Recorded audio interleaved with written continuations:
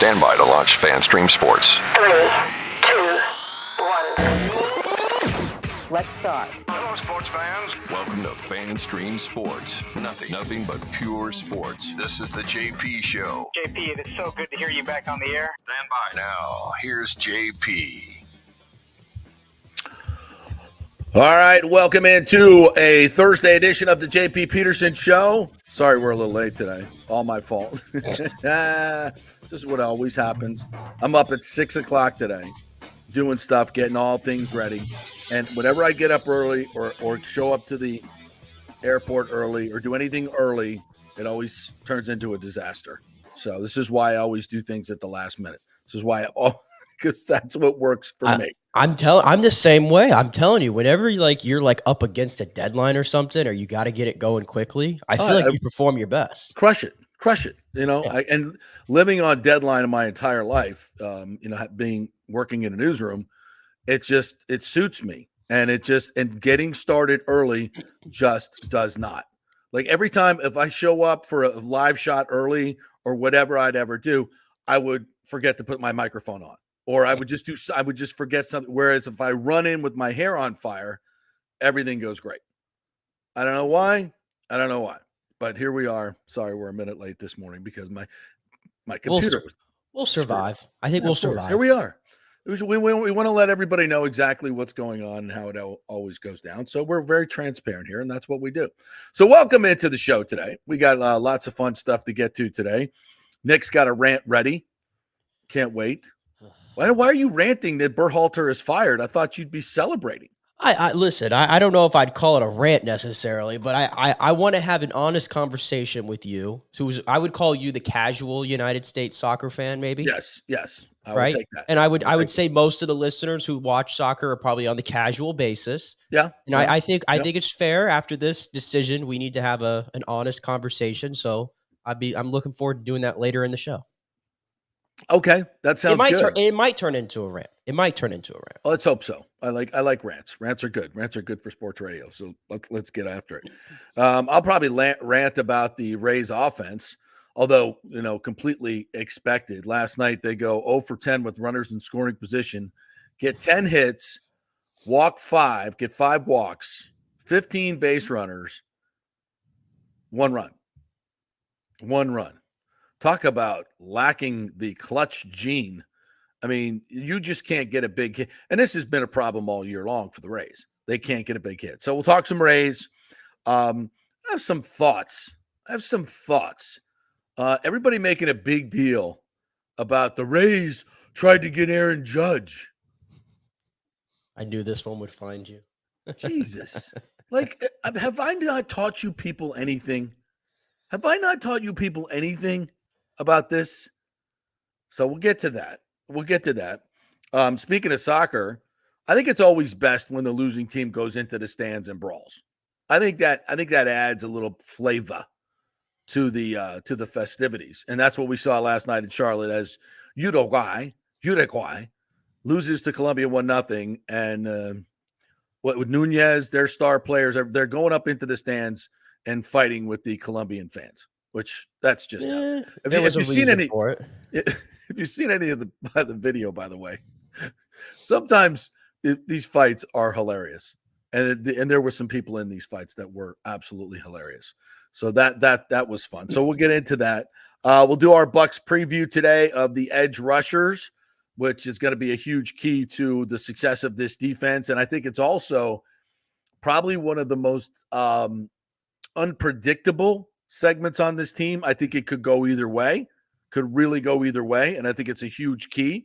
So we'll get to that as well. I'm going to ask you also the question of this, because I saw there was a little bit on Get Up this morning. They were debating this. Who's the best quarterback in the NFC?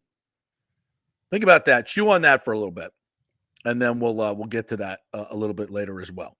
All right, so let's jump in. You want to go? Where you want to go first? You want to go Berhalter first? No, we can go Rays. It's kind of fresh news. We can go Rays. Rays, and the 0 for 10 display last night from the Rays offense, which I didn't think it was a specific suck. I thought it was like an all-encompassing type of suck. So Yeah, thank you. That pretty much sums it up. Very nice. Well, nice drop there, Nick Geddes. That was very nice. That pretty much summed it up last night. That was probably an one of the most all-encompassing type probably of one of the more frustrating games I've watched all year.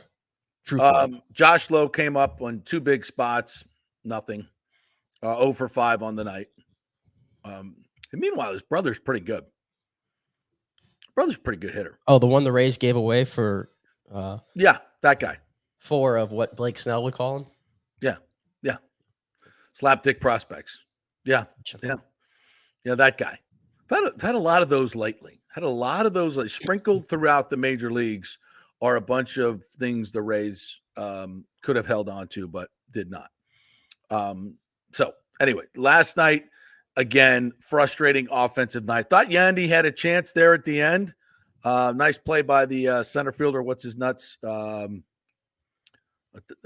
the mustache. Is it Grisham? Grisham. Nice play in center field. That could have been a spot, obviously, in a 2-1 game. All you needed was one big hit, and they just couldn't get it all night long. 4 innings in a row. They got 2 on, 1 out or less, and they can't get anybody across. Wertvet is trying to bunt. What the hell that was? I mean, look, he's going up against a left-handed sidewinder. It's a tough spot. So, you don't think he's going to get a hit, so you ask him to bunt, and that was a disaster.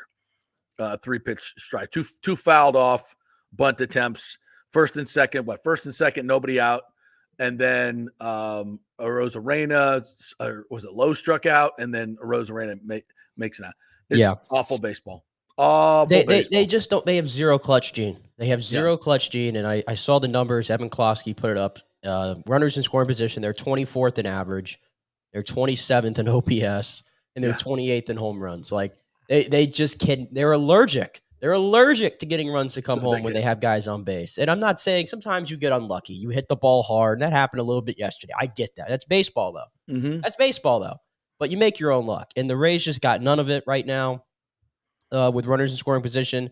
And you had mentioned Josh Lowe because it seemed like he continues to come up in some big spots. And he's just not getting it done. And since June 24th, he's 5 for 40 at the plate. Yes, Jesus. 5 for 40 at the plate with 17 strikeouts since June 24th. That is Josh Lowe. And that's a guy right now that's right there in the meteor order, hitting cleanup last night. That's right. And every night. I mean, there's just too many inconsistent guys with this team that even from a year-to-year basis, it's like I can't even expect what to get. I mean, the 2022 Josh Lowe version was horrible.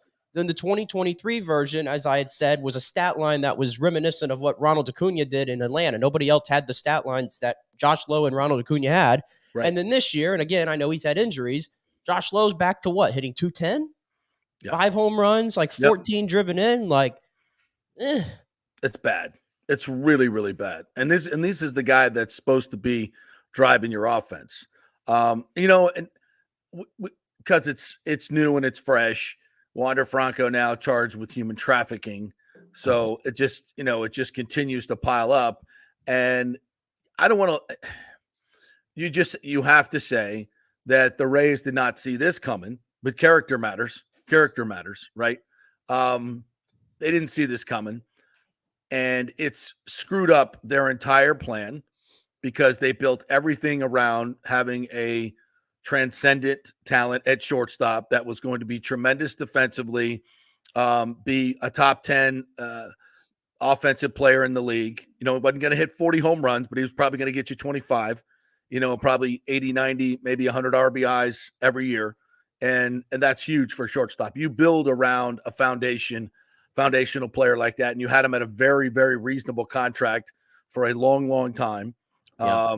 And it blew up in their face. And they, as much as I would like to, rip them for that, you can't. That's not their fault. They did everything right there. They found the guy. They invested in the guy. I would say they do everything right. I don't know any of the stories behind the scenes. So all I see is the result. And you do see, on the field, I mean, was there enough mentorship for Wander Franco? I think there were a lot of red flags early on that you clearly could have said, what the hell's going on? And then, in the last season where the club even going to the press about one of their own players. I mean, that's unprecedented. That's unprecedented. Outing one of your own players for being a bad teammate. That's unprecedented. And then soon after, we find out all these allegations, which is kind of weird, to be quite honest with you. Something doesn't add up there. It's not, it's like, what? Maybe they knew something was happening and we're trying to get ahead of it. I don't know. Something's weird there. All I know is it seems like it's a far cry to connect, some maturity issues from a 21, 22-year-old player with a lot of money now. Yep. And yeah, I'm going to go human trafficking and dating a 15-year-old and all that kind of stuff. 14 allegedly. Whatever it was, it's like that's the kind of thing being pimped out by her mother, by the way. Right. That's the kind of thing as an organization. Like, what are we doing? I don't even know how you could even forecast for that, plan for it. Certainly not. It's hard to really blame the Rays. I mean, they did everything right in regards to Wander Franco, signing him out of the Dominican Republic when he was 16 years old. And then remember the Rays for a while, the whole service time thing, they would not call players up early. They called Wander Franco up when he was, I believe, 20 years old still, which was an unprecedented move for the Rays. They got him up here. They didn't send him back down. He immediately became the face of the team. They went ahead and paid him off of a 50-game sample size. They gave him an 11-year deal, something for $182 million, something that the Rays have never done before to a player, and they give it to a 21-year-old. Mm-hmm. Like, they did everything you're supposed to do with Wander Franco. And at the end of the day, Wander Franco is in the predicament and is in because of Wander Franco. And in my opinion, like the whole thing about, maybe they didn't put enough people around him. I don't care if you're a 20-year-old adult or a 21-year-old adult, a 22-year-old adult, a 40-year-old adult. I think you should know that dating a 14-year-old and getting involved in human trafficking and all this kind of stuff is wrong. Well, allegedly. Allegedly. And probably don't post pictures on Instagram. Yeah. Just throwing that out there. I think there's a lot of missteps here, allegedly again, of Wander Franco that to me I have no excuses for. I don't care what age you are. I expect you to know better. I agree. I mean, I can't remember this happening with any other player. I think there's been a couple players that have. There's been a couple baseball players, Felipe Vasquez of the Pirates before. Yeah. Did some jail time. So anyway, it's just that, and that's where the Rays are right now. They have a humongous hole in the middle of their lineup. Their shortstops are not going to produce anything offensively. Taylor Walls comes up in a key situation last night. You're like, what are our expectations at this point? Not much. He's batting 176. If he literally could just hit 230, you're crying out loud. Like if he hit the literal, and that's he's like so good defensively. That's what I'm saying. Like he could have such a great career if he could literally. I'm asking for him to hit below average. Right now, he's just hitting like you're not even like you're Alex Jackson level. You're 176. Well, maybe not that bad. Maybe not that bad. Alex Jackson's in his own tier. Which, by the way, why is he still on this roster? Alex Jackson. Can someone explain that to me? With his 5 hits this season? Because the Rays are cheap. And they don't know how to develop any catcher talent or keep catching talent. Yeah. They've had some good catchers. They've had some good catchers on the in their pipeline, but they let them all get away. Yeah, because they don't prioritize. All right, I got stopped in my tracks by Alex Jackson, but Alex Jackson, Taylor Walls, Johnny DeLuca. How many guys hitting under 200 in this lineup right now? And this is what you get. That's why after the win, the first win, the 5-3 win. Everybody's like, oh yeah, they got a chance for the wild card. I'm like, hold on, trust me, the offense is going to let you down. The offense is going to let you down. The 5-3 win. What Paredes got all the runs in the first inning. Mm-hmm. What did the Rays do for the rest of the game? Nothing. Squadouche. They got a Siri turned a double into and scoring from first base, which was a tremendous play. Yeah, I mean, just from the get-go. Like I said yesterday, the third base coach could have gone and taken a bathroom break as soon as that ball was hit because he was not needed. He was not. Jose Siri was not stopping at third under any circumstances. Right. He was on a mission, and that was a hell of a play. And and he's a guy that again has dizzying talent, unbelievable tools. Yeah, but is completely inconsistent. And what's starting to bother me too. It's like in a game last night. I mean, Zach Eflin has been probably what you would say okay this year. Clearly not the Yeah. money that they're paying him. He's not been the ace like he was last year. Really good last night. But last night might have been the best he's looked all year. You Yep. know, you anytime in the modern day MLB, especially, a pitcher goes out and gives you 7 and allows a run. Yeah. I mean, you got to win that Against baseball. that lineup, by the You way. got to win that game. You Yeah, you have gotta to win win it. that game. You They gotta win it. wasted 7 great innings from Zach Eflin last night. And they wasted 10 hits. How 10 often do the hits. Rays get 10 hits? How do you get And that's 10 hits another, in one? you know, 10 hits well, in one run. And once again, it's a lineup full of, zero power. It's just as much as slap hitters. There's very little power in this lineup. It's just- other than it's- Paredes, Rosarena, sometimes. Hey, Paredes even got he's very close to finally hitting a home run, by the way, anywhere but Yeah. dead left. In the first inning, he gave one a ride to left center. Yeah. You're close. Yeah. You're close. But outside of Isak Paredes, and I will put Brandon Lau in there too, because he's definitely picked up his power game here lately. Outside of that, you get the occasional home run from Yandy Diaz, every now and then. Rosarena seems to hit his home runs when it doesn't matter. Yeah. Yeah. Outside of that, it's like, And that's a part of a struggling offense. When you can scatter 10 hits and 5 walks is because you're pitching around who's dangerous, who's clutch in that lineup besides Yandy. I mean, there's nobody clutch in the lineup. So you could pitch around everybody till you get to a person that doesn't have to go too far that you can strike out if you really need to. So it's an absolutely flawed lineup from top to bottom. It's awful offensively. That's why when they win a couple of games in a row and people start talking about the wild card, I'm like, this offense is not getting you to the wild card. And it's certainly not doing anything in the postseason. I mean, zero. Yeah. And Zero. literally in my my Rays fans group chat last night with some of my friends, the top text was few more weeks until preseason. That is pretty much, I think, summing up a lot of.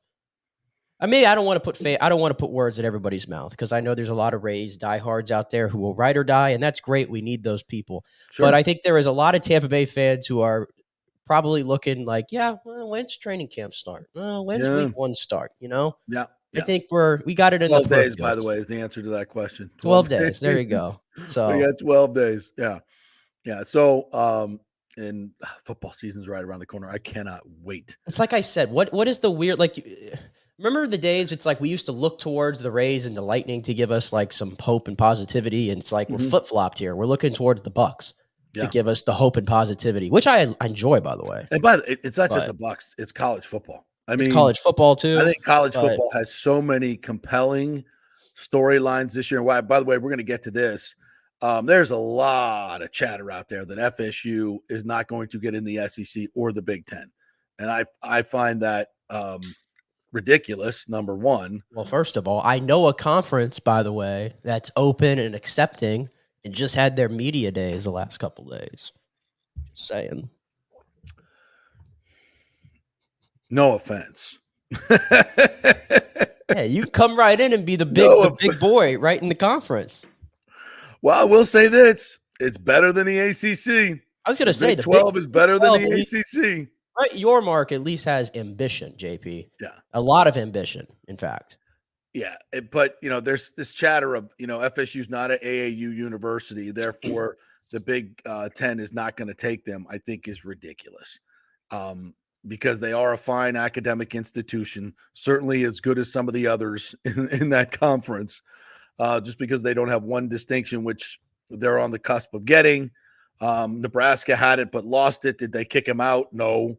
The media dollars that FSU brings and Clemson brings are way more important in this scenario. We're not talking about this is not an academic endeavor, and it never has been. People that say it is, I take and I don't claim to know the academics of the other schools that the Big Ten added from the Pac-12, but maybe you know more than I do, but Oregon and Washington, I know they're on the West Coast, so maybe they have that. I know everybody thinks that West Coast is like the academia, but I don't know how.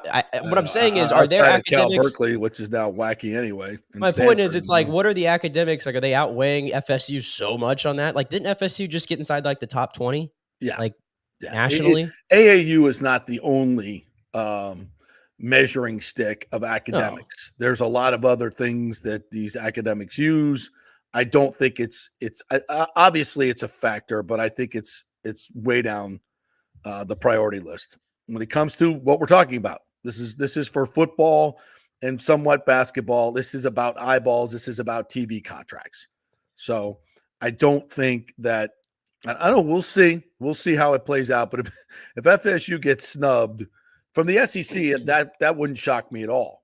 It wouldn't shock me at all. No, I think that, and, you know, well, I just don't see how Fox and TNT sit there, especially TNT getting into the college football business again, would be like, oh no, we don't want Florida State.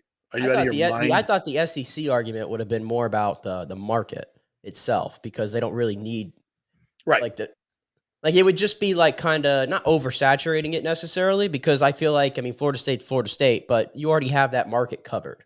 Basically. You do, but I think what it comes down to now is whatever conference they go into, whatever conference Florida State goes into, they still have a certain amount of eyeballs on every one of their football games. Like this, when you break it down as simplistically as you possibly can, you know, FSU will play their average audience, I believe, is in the 4 to 5 million range, which is a significant audience. You know, bigger games will be more. That's a significant television audience. It consistently ranks within the top 15, top 10 in college football. And that's what brings dollars. The more eyeballs you have, consistent eyeballs, the more you can charge in advertising, the more the networks can pay for the games. It's as simple as that. I mean, that's about as simple as you can break it down. That's where the money comes from. So whether they go into the Big 12 or wherever they go, they're going to bring a big cache of money for the TV rights for all those games that they play because of their huge fan base and somewhat of a national fan base as well. And it fits perfectly into the Big Ten as far as I'm concerned. And I don't think FSU would have gone through all these shenanigans to somehow land in the Big 12, with all due respect to UCF and the would-be I have heard people say that, like, what's the point of going through all this just to land in the Big 12? And like, I mean, I get it. I just feel, I mean, I think the Big 12 is firmly, even with FSU and Clemson sitting in the ACC at the moment, like, I still view sort of the Big 12 as the third conference, because I already know that they have the media deal already secured, where maybe they're not earning Big 10 SEC money, but I think they're earning more than the ACC if I remember Big correctly. 12? Oh yes. Yeah. Oh yes. Yeah. And their contract is up for renewal, I believe. Their contract is up for renewal too sooner than the ACC's be big, is. Yeah. So those are going to be way bigger dollars. That's why they have an incentive, like, hey, if we acquired a Florida State or a Clemson or whatever, and we brought them into our conference, like, guess what our TV renewal now is going to be? We could firmly, plan ourselves as, hey, we're right there with the other two conferences, right? Mm-hmm. That's the way I look at it. And Brett Yormark's doing all these wacky things, which I know a lot of people, it's college football now. Like, they're trying to name it the All-State Conference or something like that. They're going to give away the naming rights to the conference. There's talk about the Big 12 partnering with private equity, which is a little dangerous, I guess. There's trade-offs to it, certainly. It's uncomfortable for some, but it's college football. So my point is, it's like the Big 12, well, maybe it ain't the Big 10 or the SEC, as opposed to staying in the ACC, it is I think a good landing spot if it came to that. Well, I think where I would have a problem with it is for the home games. I mean, what does the home schedule look like? With the Big 10, you're bringing in Ohio State, you're bringing in Michigan, you're bringing in. You don't want to play Dion, and you don't want to play Dion in Tallahassee. Oh, we'll take that game every day. Scared? You scared? No, bring it on. Bring on that 4-win team. We're good. Absolutely. I do know what I do. No, I think they all. Yeah, I do know what you mean, and like I said, the Big 12 doesn't have the face of the conference. Like, you have the Utahs, the Kansas State. I mean, if Oklahoma and Texas were still in there, that would be a whole another deal. But they're not. Right. So it's not very it's very second tierish. Yeah. Let's just be honest. No disrespect to your Golden Knights there, or your astronauts or whatever. Use the Golden Knights on me. Come on, Citronauts. What are you, Citronauts now? Are you Citronauts? The Citronauts. We're flying to the moon. That's what we're doing. Very nice. Very nice. You're flying to the moon and can carry a tune. I like it. No, I just don't see. I see Big Ten. Everything fits with the Big Ten. Everything I think it'll be announced by Oh, yeah. August 15th. And I was going to say, too, to the point about the FSU and the ratings they bring, beyond the FSU fan base and everything, I honestly think a lot of people hate FSU. I think the FSU fan base is very, unlikable. yes, to other fan base. It was never that way until the snub. No, It was but never that way until the snub, and then we were portrayed as a bunch of whiners. Well, I think my point with if that it is, happened to any other fan base in freaking America, you'd all whine too. My point with that, though, is I think a lot of people tune in to try to see FSU lose. That's fine. Just tune in. I think that's part of that goes into why their TV ratings are so high a lot, because for whatever reason, Florida State has been a hated fan base. Disagree with that. I think that the hating of Florida State is a ESPN narrative. Well, I thought this existed before the snub. No, I really did. I don't think so. I would disagree. The FSU Twitter fan base has always been the best person.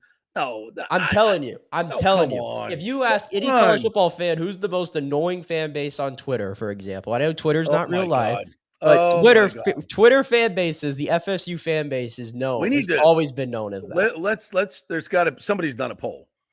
Let's Google search that. Most annoying fan bases. Somebody's done a poll, and I don't believe Florida State's not in the top 10. No way. Mm-hmm. No way. First, let's start with Florida.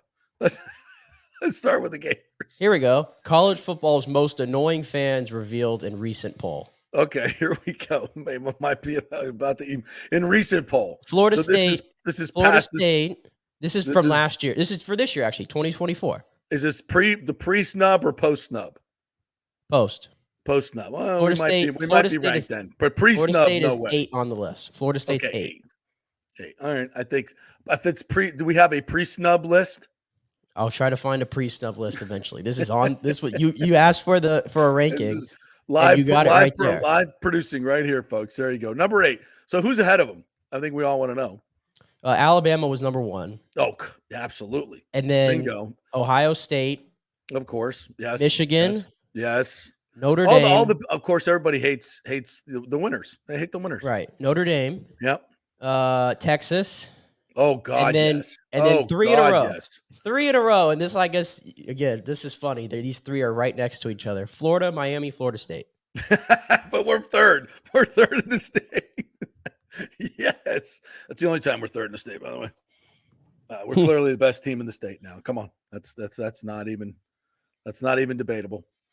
Well, there you go. We're third in the state. 8th nationally, third in the state. And I think I like that list. That's pretty spot on. I would say that's pretty spot on. But again, most annoying fan base? No way. You're not even close, Nick. But I get it. All right. So I wanted to get to this other thing too. And I think we got off the race here. This Aaron Judge thing. Oh, the Rays went after Aaron Judge. And he was nice enough to call it a respectable offer. I saw the offer. Reportedly. No, none of this has ever been on paper. Oh, we're in it for Freddie Freeman. No, you're not. Oh, we're going to go get Ohtani. Well, the Freddie Freeman thing was reported by like Morosi and everybody. Yes. I don't doubt they make calls to their agent. What did Aaron Judge sign for? 9 years, $360. 9 years, $360. That's $40 million a year. The Rays offer 10 years, $300 million. That's $30 million. A full $10 million, 25% less. It's not even in the ballpark. Don't give me that, Nick. It's a good offer for them. For them, yes. It's not even nearly competitive. Hey, it's not even close. Not that he would. First of all, he would never even consider playing in that bandbox. Are you kidding me? I mean it's bad for hitters. Number one, he'd much rather hit in Yankee Stadium, but in front of fans, actual fans. He would never. I mean, seriously, he would never play on that crappy carpet. He would never play in that crappy stadium. But the bottom line is, I'm so sick of this. That the Rays release these things and they go to their favorite people in baseball, the reporters, and go, "Hey, I got a scoop for you. we offered Aaron Judge 10 years, $300 million. Oh, funny how that came out just before the vote. Shocking development. Open your eyes, people. This is nothing but a PR play. Nothing but a PR play. You didn't even, they know damn well he wasn't going to accept that offer. So they can make it all they want. So they can say, oh, well, we're trying to spend money. We're trying to get a legit hitter. No, you're not. No, you're not. And until you get one, I don't want to hear anything about it. Well, so all you suckers out there that are going to be, oh, we were in it for Freddie Freeman. We were in it for Judge. We were in it for Ohtani. No, you weren't. Never. It's all PR spin. Well, the Rays were never in on Ohtani. Like, that was only a trade. Oh, no. Deadline. They were like that was top 5 teams. That was a trade. That was a trade deadline sort of thing. And anybody could have had a shot there. Even in the offseason, they were talking, oh, we're going to make an offer. I'm like, there was one team, maybe two, that were really in the Ohtani sweepstakes. It was Toronto and the Dodgers. And that was it. But no, like it's an absolute farce that any of you take that seriously. I mean, who cares? You offered a respectable amount. Come on. I mean, why is that even a story? Ooh, the Rays tried to pilfer Aaron Judge. I think you're reading too much into it. It was a story. I thought it was a nice nugget that came out from was it Christine Ackert from the Times who found it? Oh, I'm not. Listen, I'm like, not. I thought it was a nice anything nugget about Christine's reporting. She reported. She heard it. She reported it. Like like it was mentioned. And she asked. And as it was mentioned, good for her for asking her about it. Listen, absolutely. if you say, not saying that's if you wanted to say if the Rays had their stadium in place in a better situation there, then maybe they would have been in a better position to land Aaron Judge. I think that's a fair assessment because I do think Aaron Judge, clearly by the fact he lives in the Tampa Bay area in the offseason, I've seen him around. A lot of people have seen him around. You can't miss the guy. Yeah, hard to miss. So I think he clearly loves the area.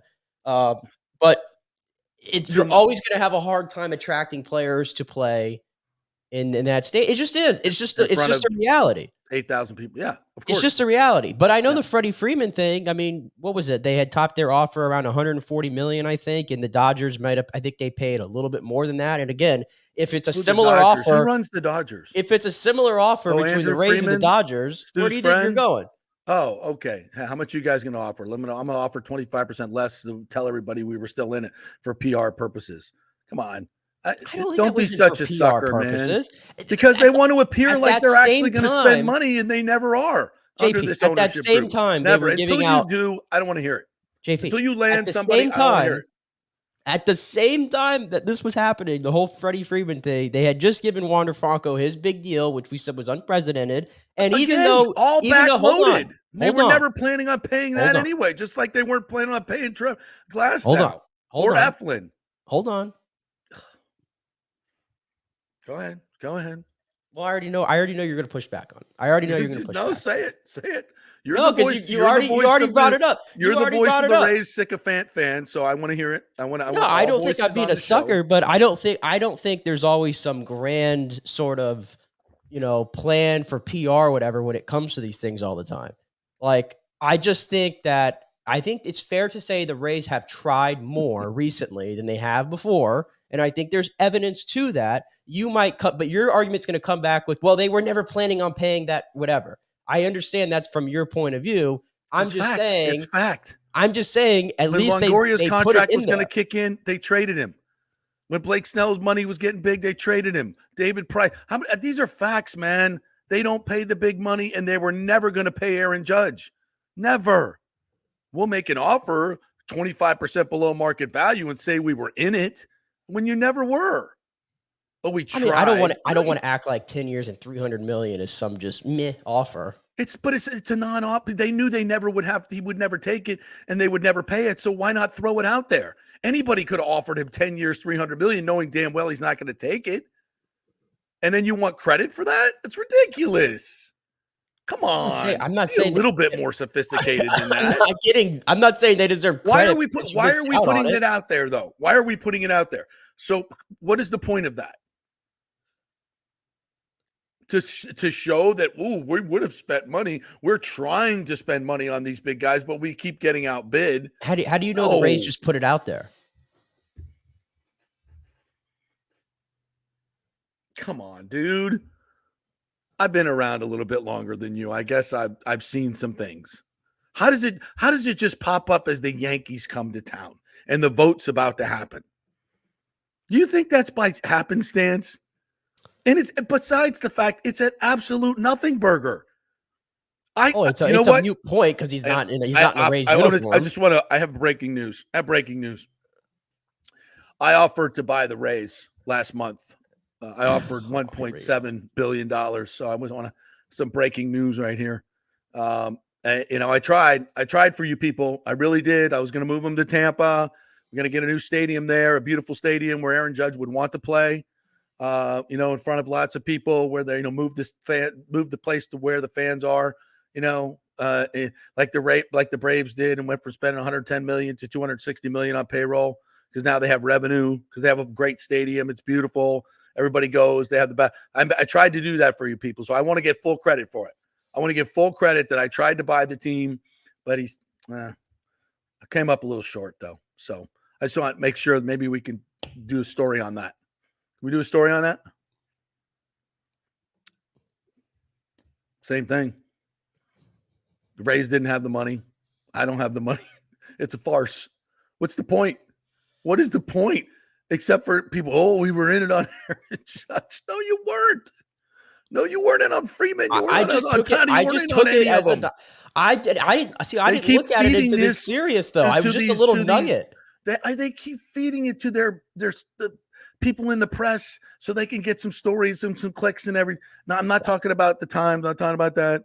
I don't know where this originated. I have no idea where it originated, but if I could trace it back, I guarantee you it came from somewhere inside Tropicana Field. Do you know what bothers me more though? What bothers me more is not this kind of stuff. What bothered me more, and you were bothered by it too, is at the beginning of the year when the owner, coming off at a 100-win season in all these playoff appearances, World Series, is talking about, I'm spending the most I ever have on this team before, and we're going to incur losses this year. And then I go and peek at the payroll, and it reads 93 million, as if we're really outdoing ourselves here. And then I peek even further at the payroll, and I notice that it includes a lot of the players who won't be playing who won't be even out there all year long. Right. And I'm being told that, we're stretching ourselves really thin after we brought in. I'm uncomfortable about it. And Ben Rortvedt and Jose Caballero, this Thomas Casper, those three players, because they've all been, positives. I'm just saying, let's not act like you broke the bank for these acquisitions.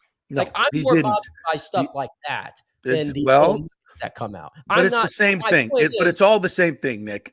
It's all subterfuge. It's all PR. It's all spin. It's all spin.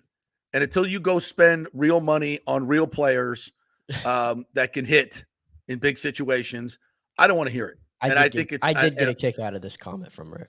I always get a kick out of Rick's comments. Came down to signing Judge or Alex Jackson. How much did we offer Alex Jackson?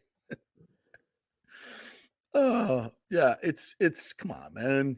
I guess I've been around here and I know the playbook. I don't know. Maybe I'm giving the Rays too much the benefit of the doubt. I don't know.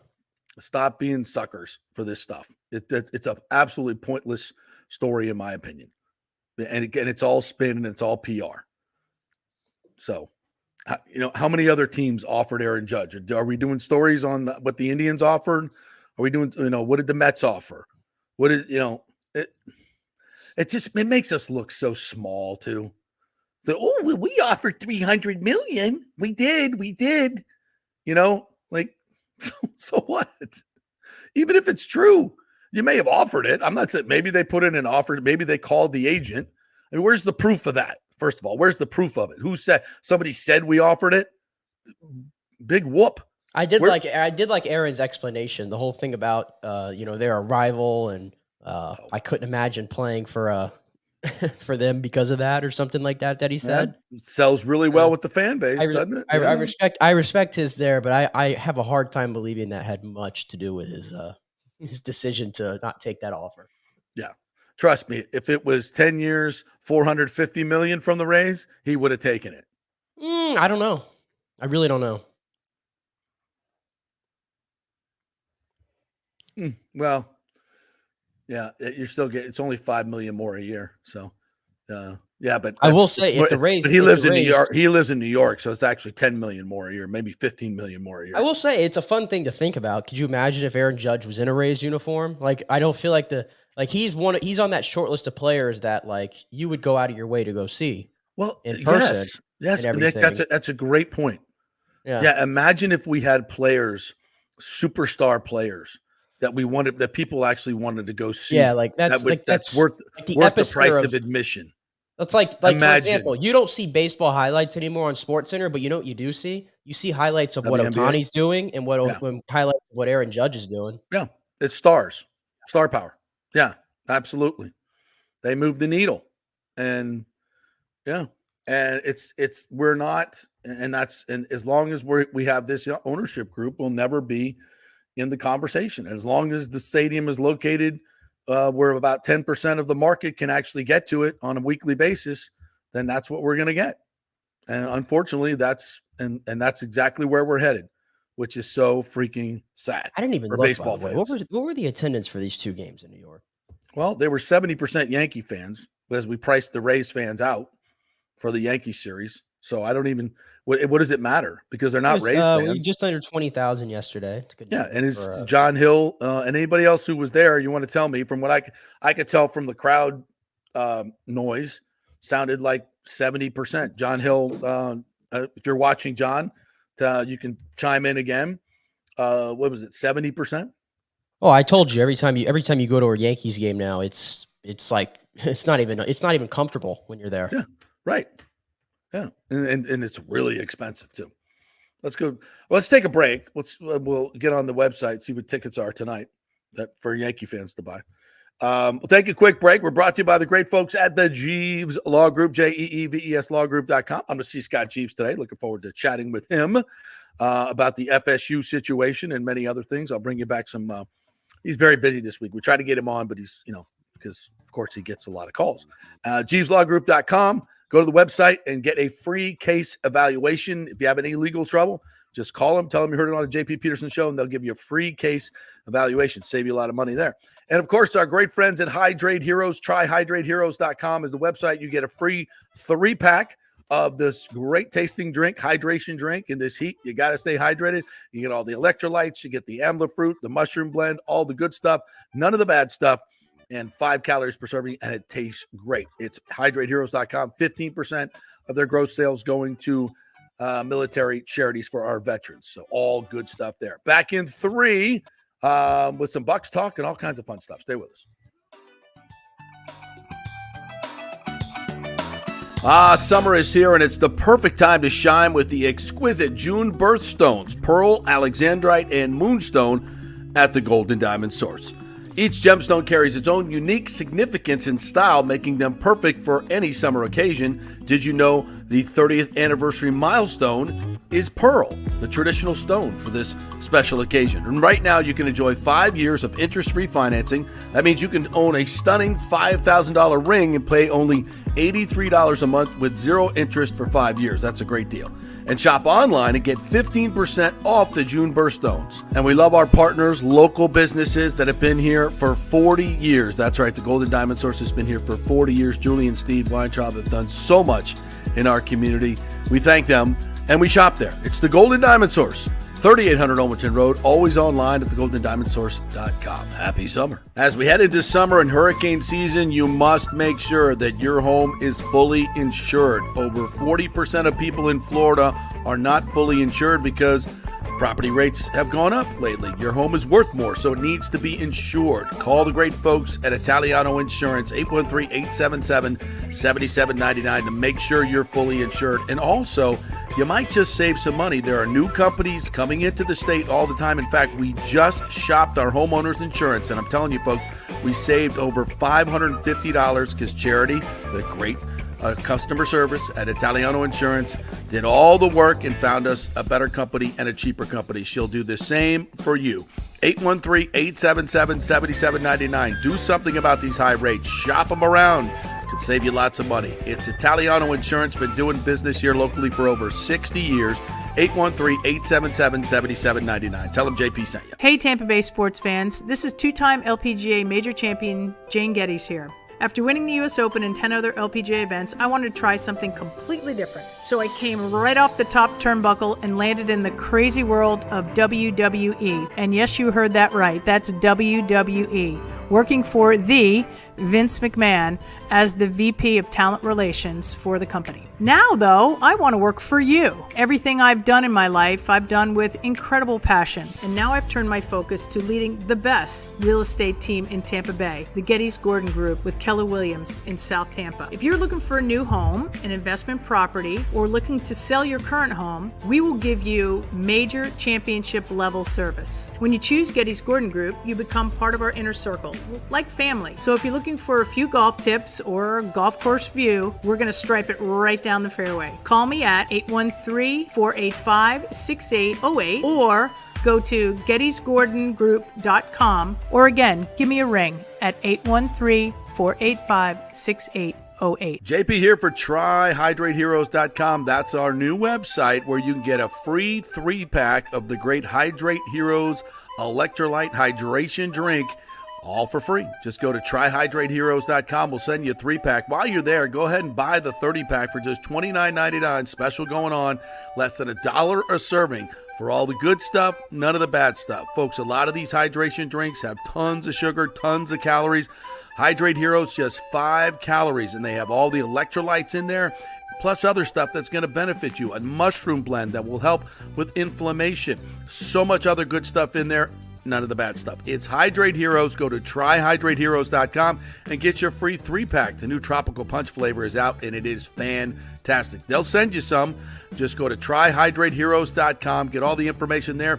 Pick up a 30-pack as well. TryHydrateHeroes.com. All the good stuff, none of the bad stuff. Let's go. Right now, back to the show on FanStream Sports.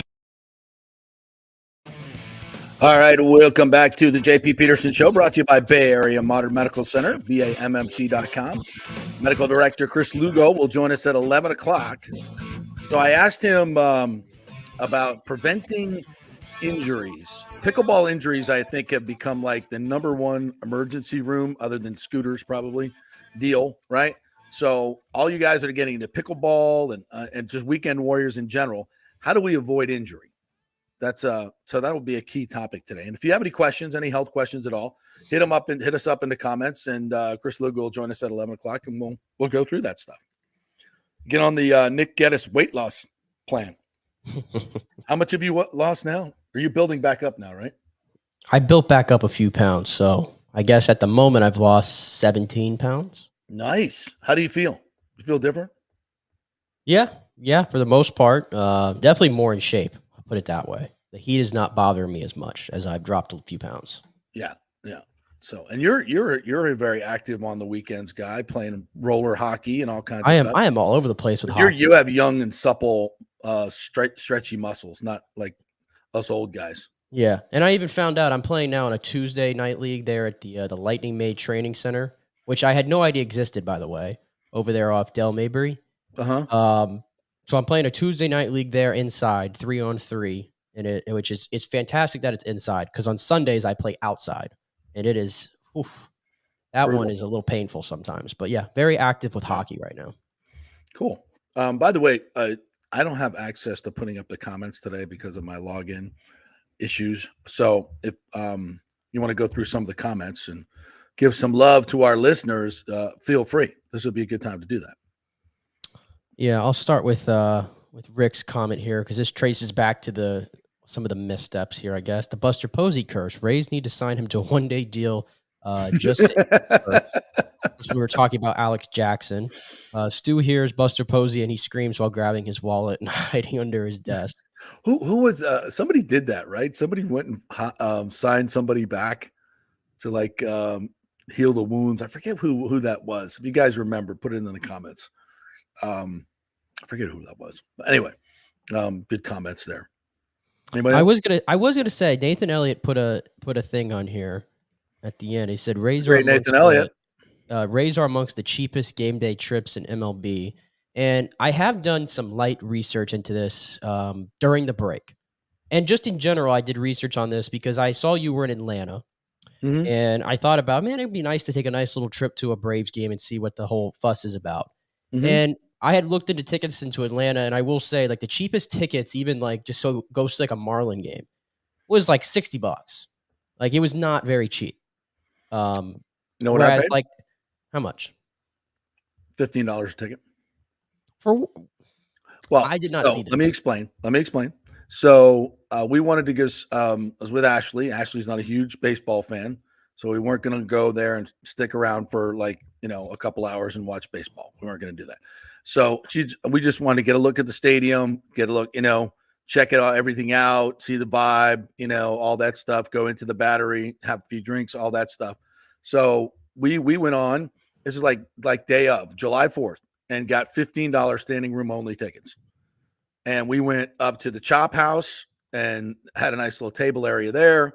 So watched the game a little bit from the Chop House, which is right field, like second deck. So you said that you did the standing. Yeah. Yeah. With fees, it was less than $40 to get in. So I will say this: the Rays, and I give them credit for this because they've done a much better job this the last 2 years. And I get the emails all the time. I see it every single week. It seems like they're at home. They offer $10 tickets for all these games. Like they have it for this weekend against the Guardians, $10 tickets. And I don't see those deals like at other places. And like even tonight, like for the Yankee game, if you wanted to go tonight to go see the Yankees play, the cheapest ticket you'll get in, which is the lower reserve section, is $43. Is the cheapest ticket. Is the ticket tonight, and that's the cheapest right now because there is no outfield tickets even left. All the outfield tickets are taken, and those are usually a tad cheaper. So that's how the situation is tonight. So I don't think the Rays, like, again, I even went to go compare. I looked at a Dodgers game for tonight or this weekend rather. Oh my God. Like the cheapest ticket to go see a Dodger game is $70 and that's to sit, it looks like at the Moon. So I don't know. I don't think it's a Rays issue as much necessarily. And they do offer, like I said, the $10 tickets. And of course, by the third inning, then you can go sit wherever you want. So with the Rays? I mean, doesn't most people do that? You just get in, and then by the third inning, you kind of survey the landscape, and you really just end up going sit wherever you want. Do they let you do that? I mean, not going to be. I don't want to say I've ever had a problem doing it, but I've never had a problem doing it. Not going to be happy with you at all. Oh, you're one to talk. I've seen you finagle your way into certain seats that you don't belong in before. Absolutely. Well, he's not going to want that out there for the general public to do that. Yeah, look, Lonnie put it right here. My Rays hack is getting a $10 ticket and sitting somewhere else by the third inning. Okay. Well, there you go. Now you know. Now you know how to get it done, folks. Right. I was looking on their website as well. But so $43. So after you're looking at what, $100 to get in for two people? It's a lot of money. It's a lot of money. I mean, it is. Of course, going to a movie now. Can we just acknowledge it's not cheap to go anywhere? Leave the house. Let's just acknowledge that. Like if you go to see a movie, like you just said a movie, especially if you go to an AMC movie theater. Yeah. On top of that. I went the other night. We were going to go to buy 4 tickets, two adults, 2 kids, was $60 for a movie. For a movie before you get the $35 popcorn and drink. A movie. Don't even think about getting the popcorn. For a movie. By the way, AMC, if you're a moviegoer, AMC Stubs Premium, $21 a month, 3 movies a week. Unlimited for the month. Well, not unlimited. Three movies a week. So you can go see 12 movies. Who's going to see more than 12 movies if you got a job? So that's not a bad deal if you're a moviegoer. And you can buy it, and that's for any time. But if you just want to go to a movie, take your kids, like it was $18 for the adult tickets and like $12 for the kids tickets. It's unbelievable. It's crazy. Bananas. All right. You want to dig into it's good news. It's good news. They're coming 2 years too late. But Berhalter has been sacked, as you soccer geeks like to say it. He has been sacked as the manager. Did I say that right? You got it right. He was sacked. He was sacked as the manager. I love that. Actually, we should do that for NFL coaches. He was sacked. We should be sacked, right? There's a lot of things that that soccer does that we should adopt here in the United States. But let's go through the Nick Geddes list of things we should adopt from the soccer. Well, okay. So I'll start out with this. First of all, this should have happened after the World Cup in 2022. At that time, you had 4 years until you're hosting a World Cup, which is the most important time in this country's history of soccer. Okay. They should have done it then. They held on. And now you really don't have much time to get a solution in here. And there's some names that are being floated out there, and I'll briefly mention them. Steve Cherundolo, Wilfred Nancy. Again, the average American probably has no idea who these guys are. They both coach in the MLS. Let me tell you right now, if the plan is to sack Greg Berhalter to go and bring in another MLS coach, then you're telling me everything I need to know. We have no ambition as a country and truly trying to compete and make the most of this incredible opportunity in 2026. So nothing against Steve Cherundolo or Wilfred Nancy. You ain't the coach we need. You know, we've mentioned it before. If you want to go big game hunting, you want to be serious, there's the Jurgen Klopp out there who I'm going to continue to put out there. There's already a report today that the United States has reached out to Jurgen Klopp. Okay. But again, that's going to require spending quite a bit of money to get him in here. But again, if you're serious about this, if you're serious, you'll do it. You know, the United States women's national team reset the coaching market by going to get Emma Hayes, who was coaching over in Chelsea, over there in Europe. And she happens to have a pretty good relationship with Mr. Jurgen Klopp. So how'd that work out, by the way? Who, with Emma Hayes coming over? Mm-hmm. Yeah, it's been the team is not as good. They're not in their golden era right now. I'll just put it that way. They're in a little bit of transition. So maybe they're not flexing their muscles as much as they were before. Okay, but the point is they went out and got an established coach who coached over in Europe, who's not an American, and they reset the coaching market there. So why can't the men do that? And a lot of the times you can just grab a sponsor who will say like, hey, we want to pay for this guy, and they'll go do it. So in my opinion, that's what they need. They need to at least show that ambition, and hiring an MLS coach would do nothing for that. But in general, the conversation I wanted to bring up is there's too many like misconceptions with casual fans such as yourself. And this is not your fault. It's just the media in this country that covers this team, to me, puts out all these narratives, and they fool all of y'all into thinking that we're in a golden generation of player in regards to the United States. I don't see it. And well, we have more players playing meaningful minutes in Europe than we've ever had. Is that fair? Cool. Guess what? They've accomplished the same, actually little, than the players that played in the MLS before. That's right. That's right. So you call this a golden generation? And again, when you go through the list of players, take Christian Pulisic out of the equation and take the left back, Anthony Robinson, out of the equation. None of the other players are doing anything at the club level. None of them. None of them. Two. Like even Weston McKennie, everybody's like, oh, he started 30 games for Juventus this year. We all know who Juventus is. Right. Guess what? They want to sell him, and nobody wants him. To the point where he might have to come back to MLS. Yikes. Okay? These players are not doing anything at their club level, and then they come together at the international level. They're not informed. They've hardly played. Oh, and by the way, they're a very arrogant bunch because they're the ones who are coddled by Greg Berhalter, and they vouch for Greg Berhalter, and they're comfortable. They know that nothing happens to them when they don't perform. So this whole stuff about, golden generation, I don't subscribe to that whatsoever. So it's not just on Greg Berhalter. The players have to wear it as well. And you got to get serious at the end of the day. And that's why, like I said, the coaching, who you bring in does matter, but the players absolutely need to be held accountable a little bit here. But I think a problem of that is the media telling the casual fan base, hey guys, this is the best team we've ever had. Tune in. And then what are you expecting to see then?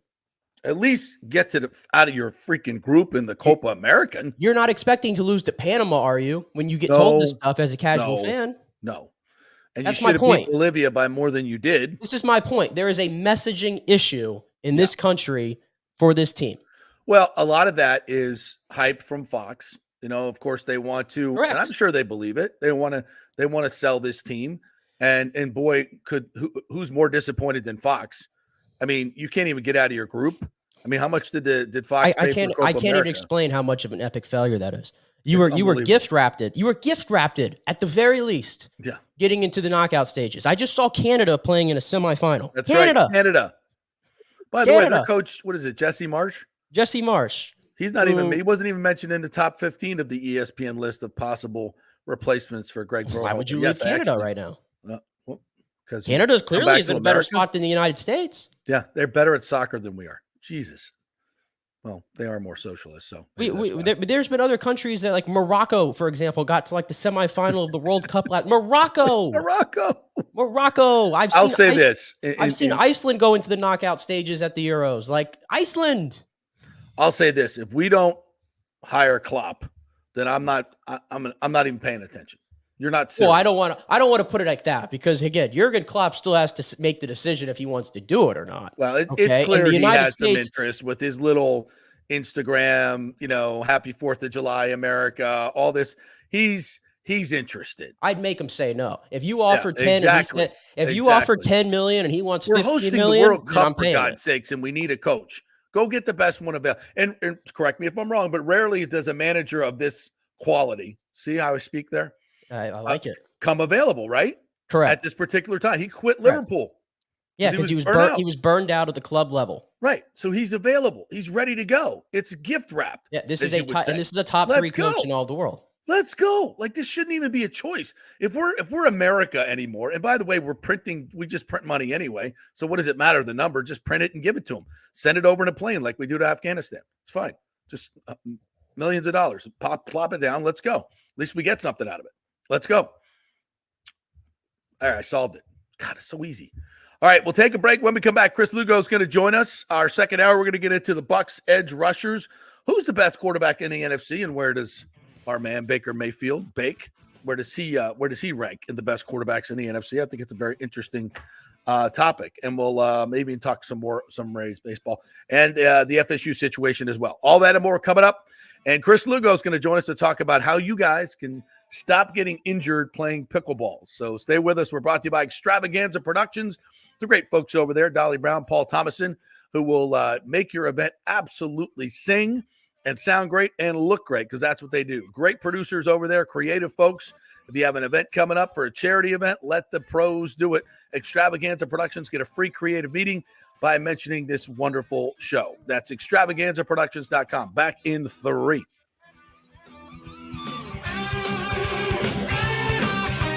JP here for the Jeeves Law Group and my man Scott Jeeves, who lives right here and has long been a highly respected member of our community. He's a proud sponsor of the Tampa Riverwalk. Jeeves Law Group is also a proud sponsor of our Grand Central District in St. Pete and has neighborhood events throughout the year. He has an office on Central Avenue in St. Pete and one on South Howard in Tampa. You can't get more local than that. So when you need an attorney, are you going to hire some huge firm that advertises all over the state, or the one that supports your favorite sports show? It's the Jeeves Law Group. We're local, we're trusted, and we get results. For personal injury and personal attention, call us for a free case evaluation. That's 8889-JEEVES. That's 8889-JEEVES. All right, this is for all you guys who don't want to go to the gym and do 5,000 crunches. At Bay Area Modern Medical Center, you can get on the new True Body machine where you can reduce fat and tone up your muscle. It's like doing 54,000 crunches in just 15 minutes. Define your body as you see fit. True Body offers personalized muscle stimulation that delivers the equivalent of those 54,000 crunches in just 15 minutes. Just get in touch with them at Bay Area Modern Medical Center, BAMMC.com. Chris Lugo and the team over there will set you up on True Body and get amazing results. Non-invasive with comfortable and little to no pain and zero downtime. You can isolate and target those areas that you want to improve and treat multiple areas simultaneously. It's an amazing machine, so check it out at Bay Area Modern Medical Center, BAMMC.com.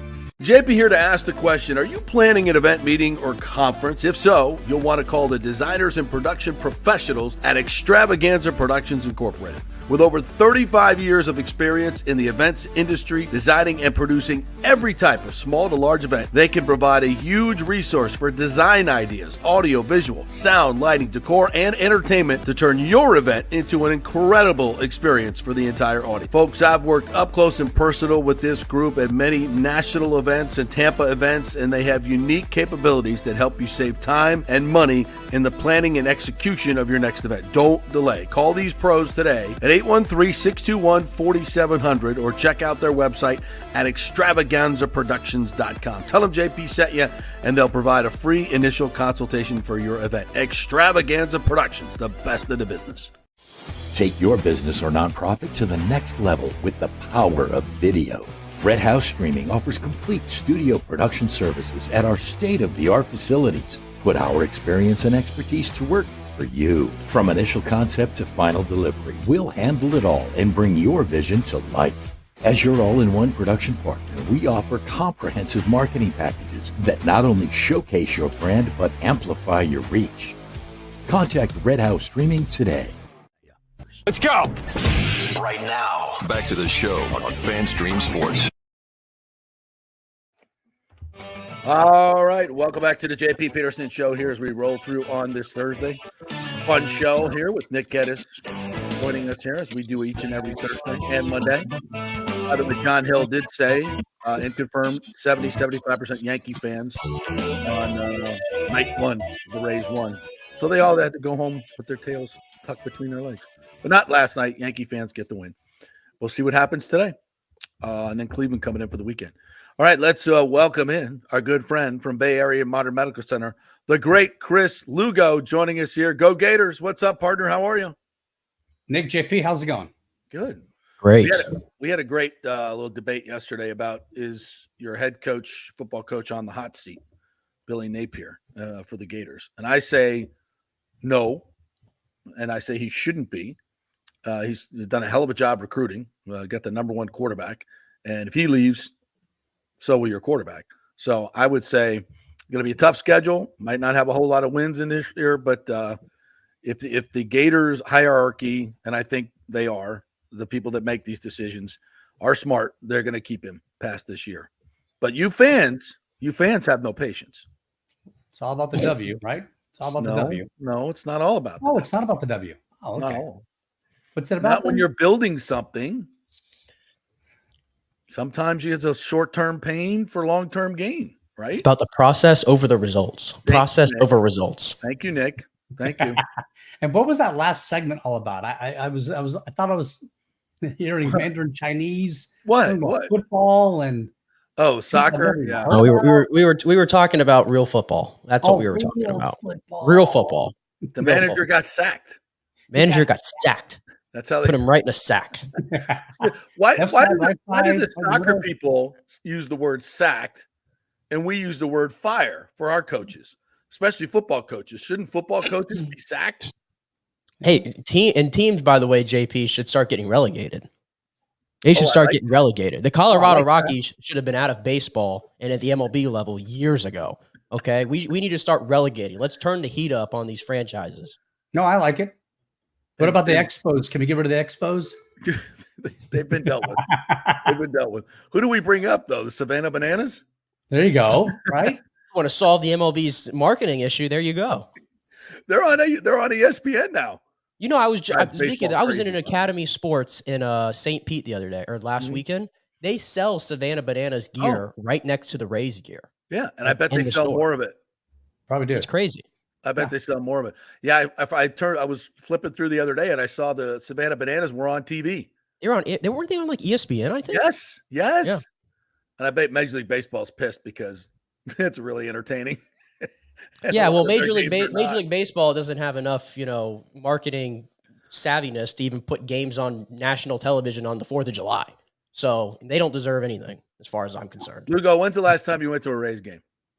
Me? Yeah. What year is it again? 2024. Yeah, I couldn't tell you. Truthfully, it was at the Trop. It was terrible. It's a very sterile, concrete place. There's nothing on. There's no ambiance with that stadium. I went to the Braves game on July 4th, and let me tell you what, man, what a park. What a park. Just walking around. We walked around and went to the Chop House, got a beer, went some of the other standing room places. Just gorgeous sight lines, energy, and it was hot. It was out, but you know what? It's no big deal. It's like it wasn't that hot. There were fans everywhere. It wasn't bad, so I loved it. Real grass on the field too. That was nice. Yeah, real baseball. All right, so I wanted to talk about us weekend warriors because I read an article the other day of how many injuries emergency rooms are dealing with now with pickleball, the explosion of pickleball. Because I'm just going to say, and I don't mean to demean any of our pickleball players, a lot of the players, if you look out there, maybe not the most athletic, probably haven't been doing a whole lot of athletic stuff for quite some time. So for our listeners that might be in that category and picking up a new sport, what tips can you give us and all weekend warriors for staying healthy and not getting injured? You already know where I'm going to go with this conversation. I can't believe you're even asked this. Well, strength train, get in there, lift some weights. All right, tell us why. The stats that are up there right now, I think it just got published not too long ago, last year. I think the fractures are up 271% in pickleball users. So all these new pickleball players and current pickleball players, they are an orthopod's dream. Just like how CrossFit was yesterday, today it's pickleball. They love themselves some pickleball players because most of these people are exactly what you say. They're weekend warriors. They're walkers. They're not strength lifters. They need to be getting more lean muscle mass because when they're following, either when they're going to get a Colles fracture, hand, wrist, or they're going to fracture a femur or a hip when they're going to do this. They're twisting ankles, right? Because they're not agile. So I do also like that more functional lifting, sleds, that kind of stuff, box jumps, explosive powers. But most of these people are also falling because they have weak feet and they're not able to pivot. And they're not the Boris Beckers of pickleball. Let's put it that way. And so, Nick, do you know who Boris Becker is?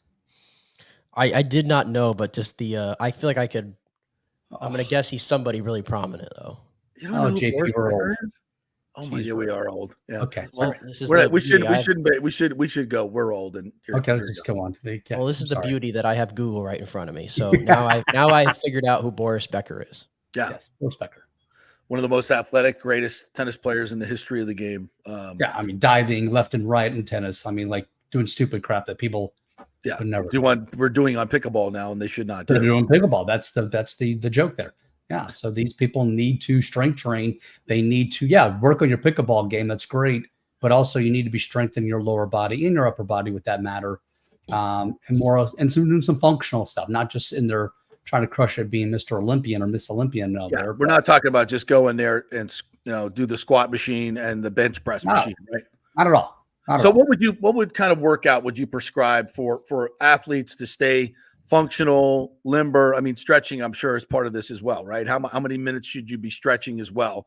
And what stretches should we be concentrating on? Stretching you could be doing at home. You don't need to be going to a gym to do stretching, but basic stretching, nothing. You don't need to go to the stretch lab. Sorry if I'm offending anybody there, but I'll pay for that money to do it. Something you can do yourself. Right. There's a ton of stuff on YouTube that you could be learning how to stretch. A lot of physical therapists out there teach you how to stretch properly.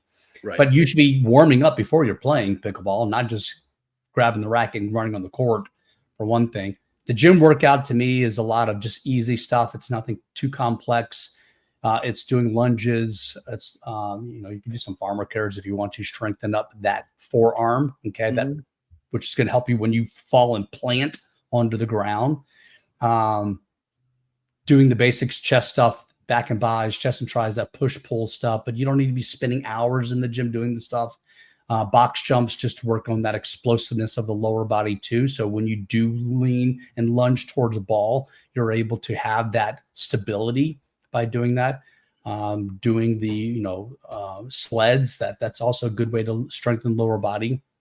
But yeah, you're not going to want to get too big and bulky. You're not going to get big and bulky, I hate to tell you guys, unless you're on a lot of gear, but that's beside the point. But it's simple stuff. It's the basic stuff. You don't need to be reinventing the wheel for this.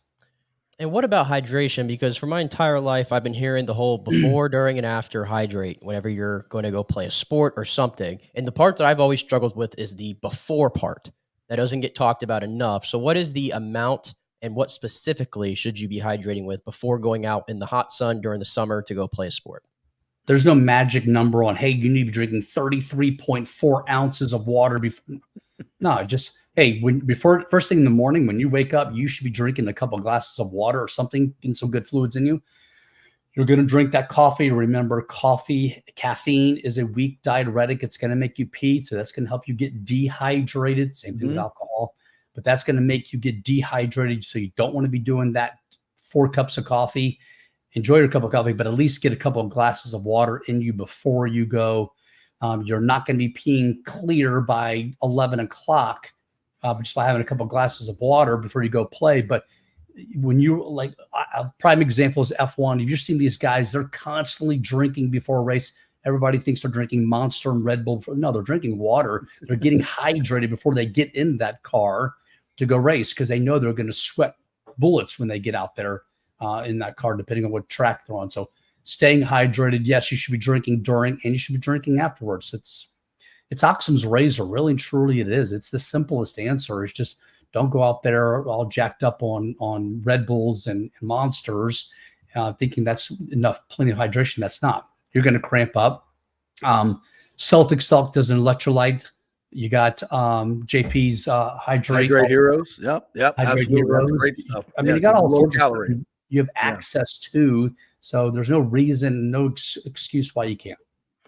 And that helps you from pulling muscles, right? Dehydration leads to muscle pulls, which I think is 70% of muscle is water. So you're getting dehydrated. You're going to be taxed that those actinomycin, those little heads that are in the muscle that are actually helping pulling.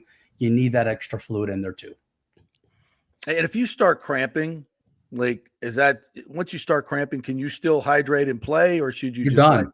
Call it a day? If you're a weekend warrior, you're done. Just call it a day. It's not worth it because last time I checked, as a weekend warrior, someone's paying you to sit behind a desk or to be doing something else, not to be on a field playing.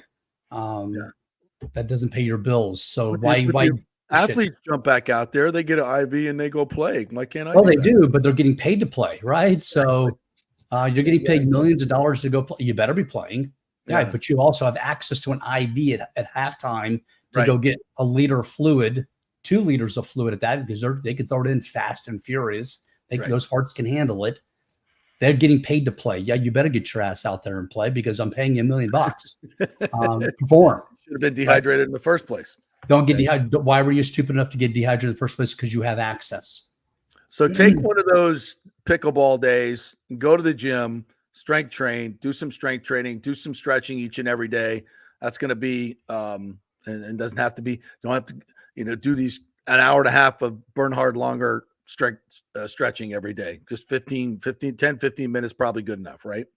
Correct. Exactly. Strength training minimum of 2 days a week. I normally was going to tell people 3 days a week minimum, but if you're that competitive in your pickleball game and you're playing 3 or 4 times a week, yeah, at least 2 days a week, give me some strength training, but it's going to be even better. You're going to see results better, more quicker when you're doing minimum of 3 days a week. 4 days a week is a game changer for most people.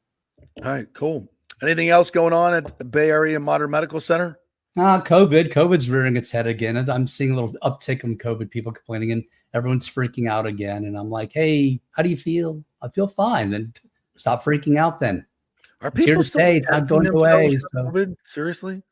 Yeah. Are they? People are still testing, yeah. Not sure why.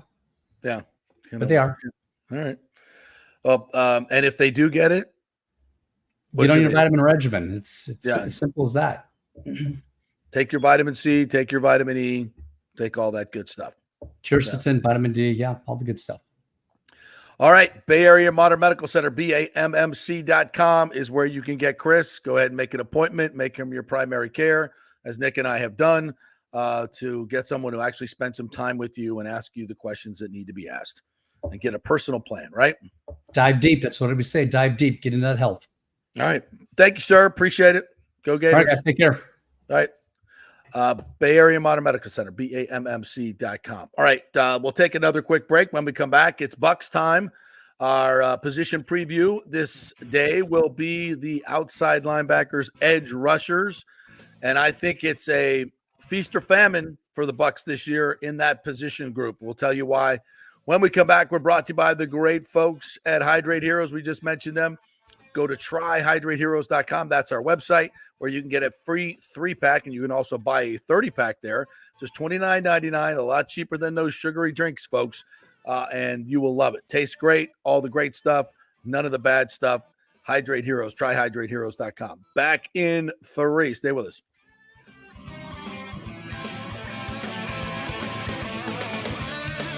JP here for the Jeeves Law Group and my man Scott Jeeves. If you're going to hire an attorney, do you want some guy looking for a quick settlement and a quick buck, or do you want an attorney with some chops?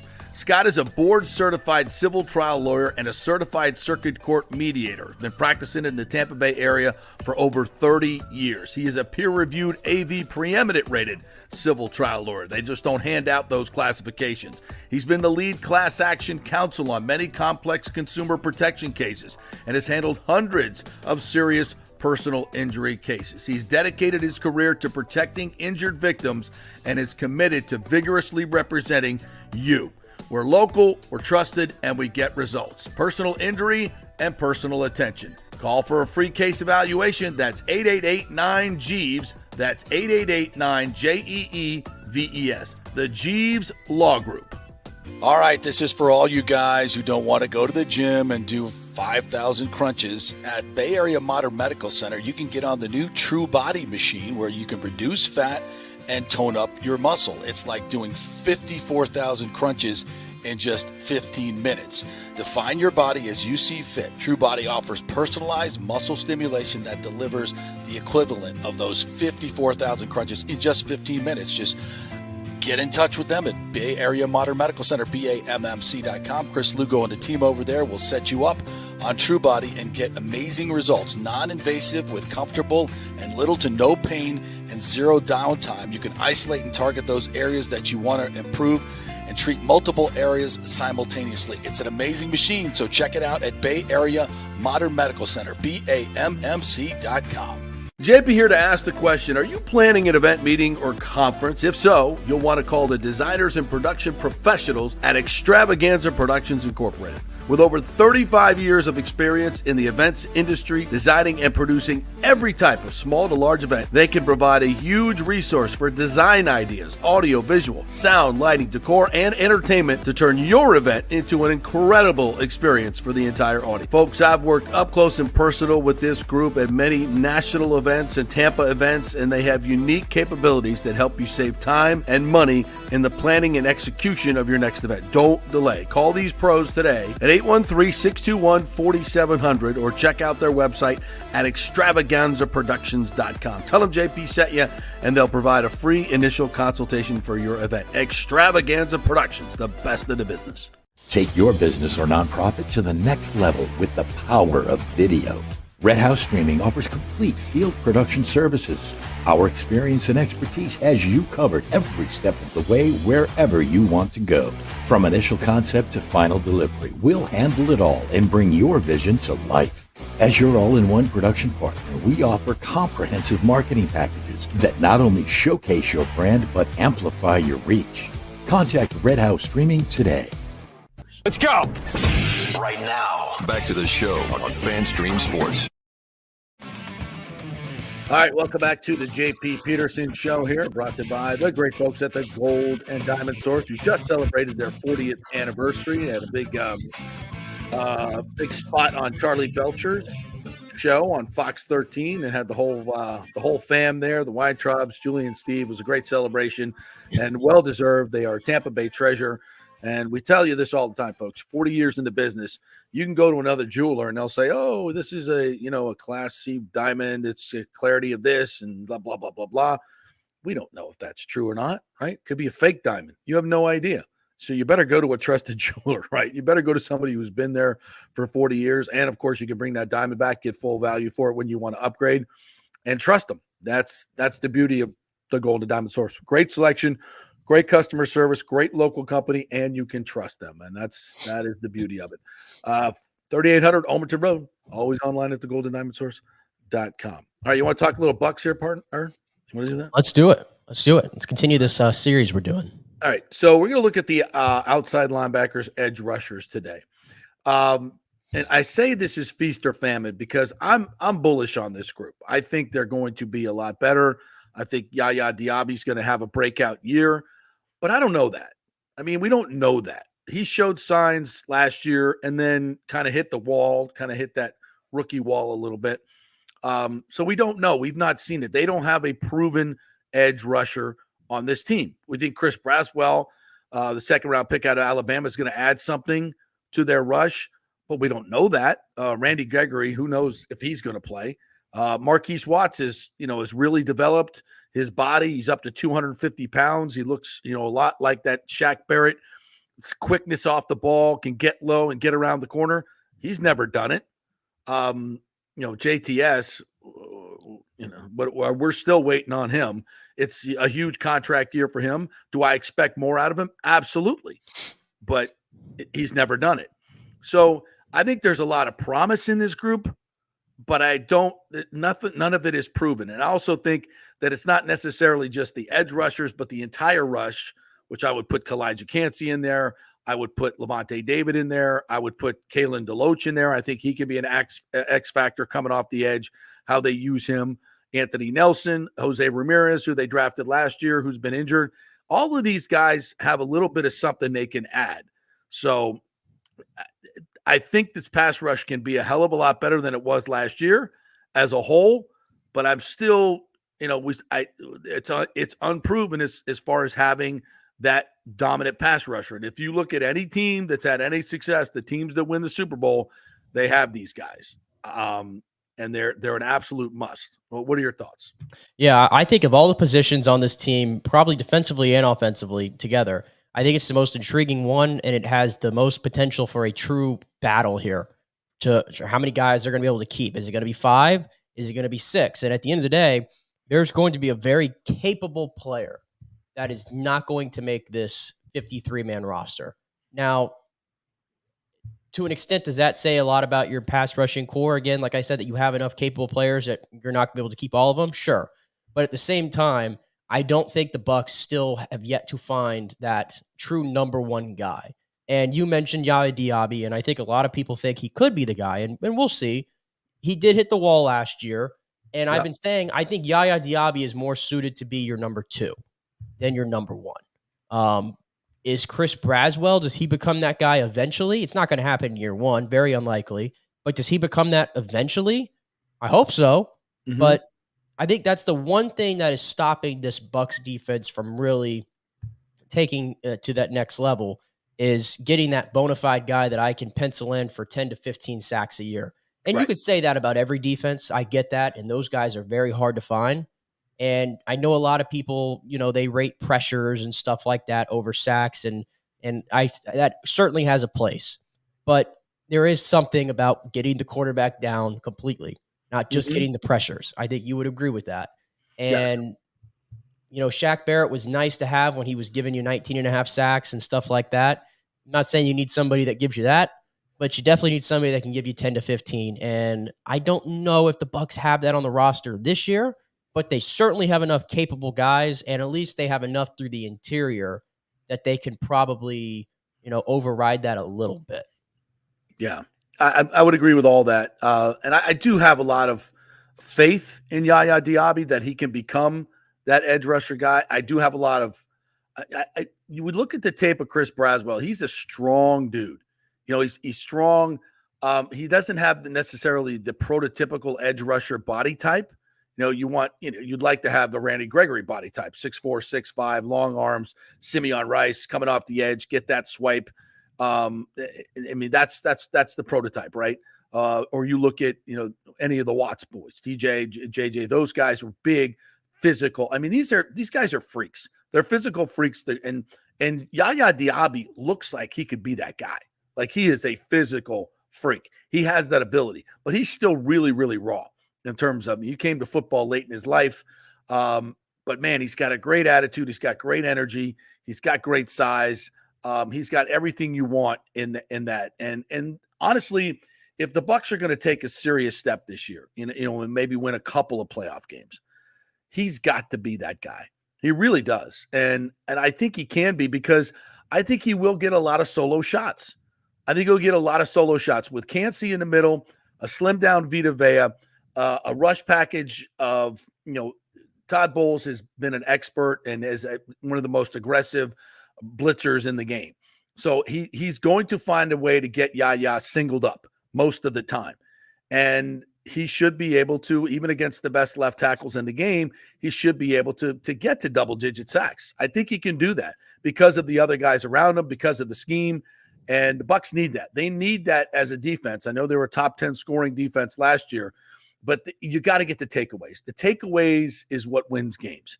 That's what wins games. When you get a pick six or a turnover for a touchdown, I think the winning percentage on that is like in the 80 percentile. And they just, when the Bucs have been at their best, winning Super Bowls, their defense was scoring touchdowns and getting takeaways. And I think that's where they want to be. They aspire to be. But I think there's just a lot of unknown. If we're being objective about this, this is this position group of all the position groups that the Bucs have. I think on paper is their weakest group. I think it has great potential, but I think on paper it's their weakest group. Is that fair? It's hard because again, like I think the depth at the position is strong. Yeah. But I just think it's filtered with a bunch of 2s and 3s. Yeah. I guess if that makes sense. So no, I agree. I guess it's the weakest. Again, like I said, you don't have the bona fide guy yet. I haven't been able to identify who that is. Like even a guy like Anthony Nelson, who's been in the league now for 5 years, like we know what he is. He's going to give you somewhere between 3.5, 5.5 sacks. He's a good rotational piece. Yeah. He for the amount of snaps he plays and the pressures that he gets, he's really good. I mean, he's a solid rotational piece. But a lot of people that'll tell you, I mean, he's kind of on that roster bubble to an extent this year because I think he's a little pricey. He's too reliable. He's a little pricey for what he gives you. And like I said, somebody's going to get cut. And I don't know if I've mentioned Joe Tryon-Shoyinka being on that roster bubble, but I think he definitely is. I think Nelson is better than JTS. I think he's better. I think he's more productive. He's more reliable. I think he's better against the run. I think he's better. I think we'll tell you that, but it's a matter if the organization believes that.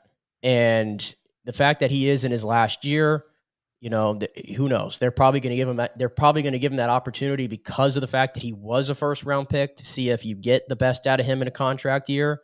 So that's why I would tell you that I think Joe probably is safer than Anthony at this point. But who knows? I mean, Joe Tryon-Shoyinka, if he actually started to play like they thought, that would be great. But I just think at this point, you're probably past that. Wild card. Do you think there's any possibility that the Bucs can go out and get somebody? And I'm looking at you, Hassan Reddick, who has in the last year of a $45 million 3-year deal with the Jets, former Eagles pass rusher. He's an elite pass rusher. There's no question about it. He's that guy. But he's also going to be 30, and you'd have to sign him to probably an extension. So the Bucs would have to, massage the cap a little bit to do it. I don't necessarily think it's going to happen, but people have talked about it. Well, he's already been traded this offseason to New York. Mm-hmm. And it sounds like I'm trying to remember. Excused absence of the mandatory workouts. Right, because it sounds like it's the same issues. The Eagles didn't want to pay him the money. The Jets took him on, but now he wants to get paid by the Jets, and it doesn't seem like the Jets are too keen to do that either. I would personally stay away because, like you said, he is about to turn 30, and I don't want to be the guy that pays for him for what he was before. Right. And that's why I would stay away from that. And the fact that he kind of chased himself out of Philly, and he's not up to the greatest start in New York. Do you really want to bring that in? No, because I think the Bucs have a great room. I think they have a tremendous room, and they took a chance on Randy Gregory, and I don't.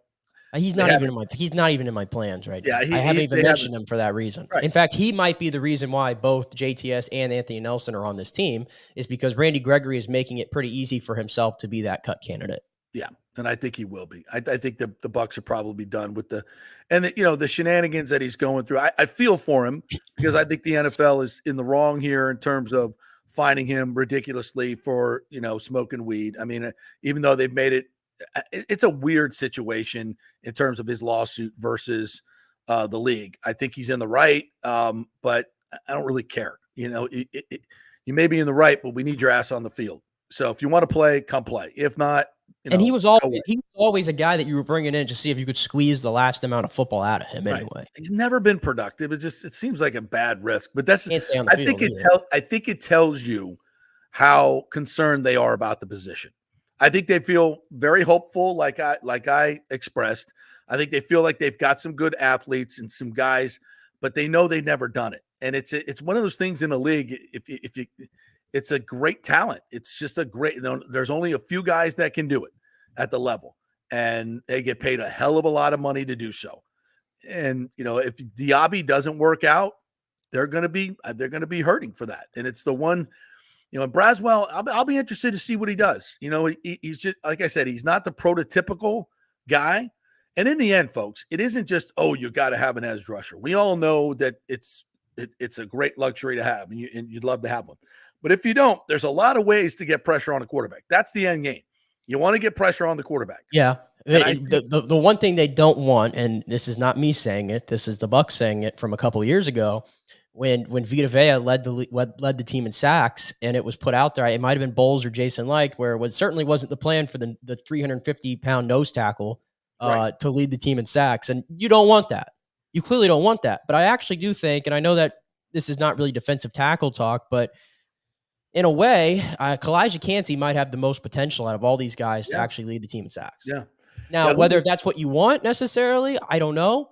But sacks are sacks at the end of the day. But I'm just saying, I think Kalijah Kancey has more of a potential than any of these guys at the edge to lead the team in sacks. I reluctantly agree with you. Absolutely. It shouldn't be that way, but it is. And Baldy broke down some tape from Kancey. I don't know if you saw that on Twitter.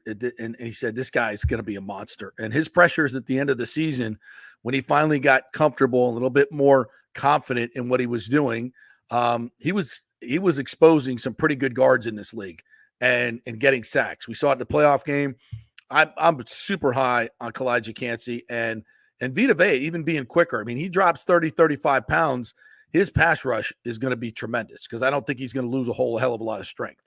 And he can stay on the field longer. He doesn't have to play 40, 50% of snaps. Maybe we can get him up to 65, 70% of snaps if he's a lot lighter, and he'll have more longevity. That's a huge plus. That's a huge difference. And we'll look at defensive tackles tomorrow a little bit more in depth. But as a whole, again, I feel really good about the pass rush, and I feel really good about the upgrade in the defensive secondary. So I feel like this team is going to be much more poised to get turnovers, to make bigger plays, to force those big plays. More opportunistic in the back half, more pressure in the front half. And that should yield what this team needs, which is more takeaways. And I think, again, if Yaya Diaby can turn into that edge rusher, damn, this team can be, and this defense can be so much better. So much better. Because then you don't have to scheme up. Because every time you scheme up pressure, you're leaving a vulnerability. And somewhere, and good teams will exploit that. But for the most part, Bowles has done a tremendous job of getting pressure and at times having to manufacture it. That's fine. But again, you're much better if you can have that one guy where you either got to double team him or he's going to win multiple times.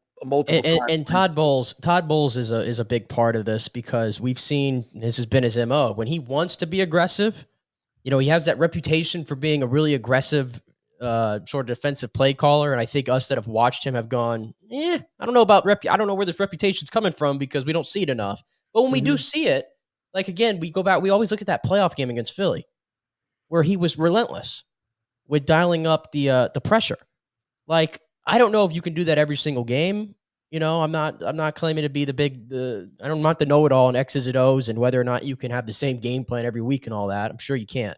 But the more that every time this guy brings the horses, I guess I'll call them, and it seems to me that's when the Bucs perform the best. Right. We just don't see it enough. It's very few and far between from Todd Bowles. So he's a big part of this too, from his play calling standpoint. Let's put up some of the comments here from Nathan Elliott. If you could post some of those, Nick, please. Yeah, Nathan Elliott, outside linebackers. Yaya Diaby is that guy. JTS needs muscle. Nelson is solid and not flashy. Gregory, a dead man walking. Jose Ramirez could pop. Saved it with Marquise Watts. The others are practice squad. I think that's a pretty good rundown right there. Yeah, he puts Yaya and Braswell have muscled up some this offseason. I've been told they have not lost their speed. That's good. Yeah, I would say that those two guys are probably the ones we're circling. Yaya because of what he did last year, and Braswell because he was the second round pick. You saw what he did at Alabama, but again, at Alabama, he was never really in that starter role. So yeah, he was behind some, Dallas Turner and some, pretty high draft picks at that slot, but he got on the field, and I think he was second on the team in pressures. So right. He's, he can. It's not always just about sacks. You love to get the sacks. The pressures are important. All of that. He's a hard worker. I love what he adds to the mix. I love his attitude.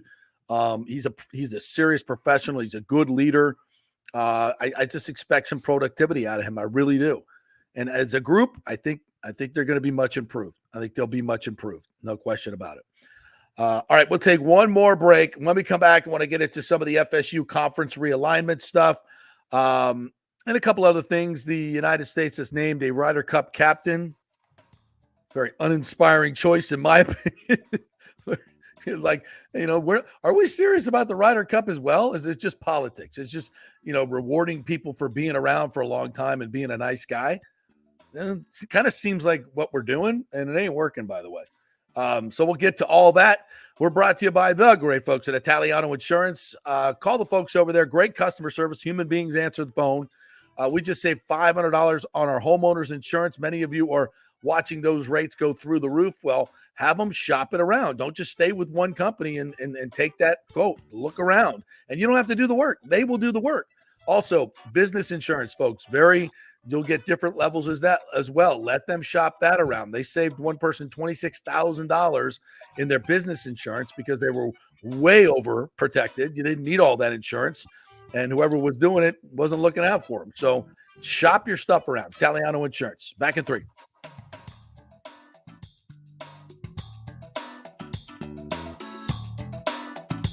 JP here for HydrateHeroes.com, the great electrolyte hydration drink that has all the good stuff, none of the bad stuff. NFL players are using this stuff. All types of athletes are using it because it's got 5 calories. None of the bad stuff, all the good stuff. All the electrolytes are in there for you. And also Amla Fruit, which is a terrific additive in there. The mushroom blend helps with inflammation in your body. Definitely has helped me with my knees. My knee pain has gone away almost exclusively since I started drinking Hydrate Heroes. Folks, it makes a difference. I love it. Professional athletes love it. You will love it. The new Tropical Punch flavor is out. Go to tryhydrateheroes.com and get a free 3-pack. That's tryhydrateheroes.com, a free 3-pack, and get the 30-pack while you're there for just $29.99. Tryhydrateheroes.com. You'll love it. Hey, Tampa Bay sports fans. This is 2-time LPGA major champion Jane Geddes here. After winning the U.S. Open and 10 other LPGA events, I wanted to try something completely different. So I came right off the top turnbuckle and landed in the crazy world of WWE. And yes, you heard that right. That's WWE. Working for the Vince McMahon as the VP of Talent Relations for the company. Now, though, I want to work for you. Everything I've done in my life, I've done with incredible passion. And now I've turned my focus to leading the best real estate team in Tampa Bay, the Geddes Gordon Group with Keller Williams in South Tampa. If you're looking for a new home, an investment property, or looking to sell your current home, we will give you major championship level service. When you choose Geddes Gordon Group, you become part of our inner circle, like family. So if you're looking for a few golf tips or a golf course view, we're going to stripe it right down the fairway. Call me at 813-485-6808 or go to GettysGordonGroup.com, or again, give me a ring at 813-485-6808. Summer is here, and it's the perfect time to shine with the exquisite June birthstones, Pearl, Alexandrite, and Moonstone at the Golden Diamond Source. Each gemstone carries its own unique significance and style, making them perfect for any summer occasion. Did you know the 30th anniversary milestone is Pearl, the traditional stone for this special occasion? And right now you can enjoy 5 years of interest-free financing. That means you can own a stunning $5,000 ring and pay only $83 a month with zero interest for 5 years. That's a great deal.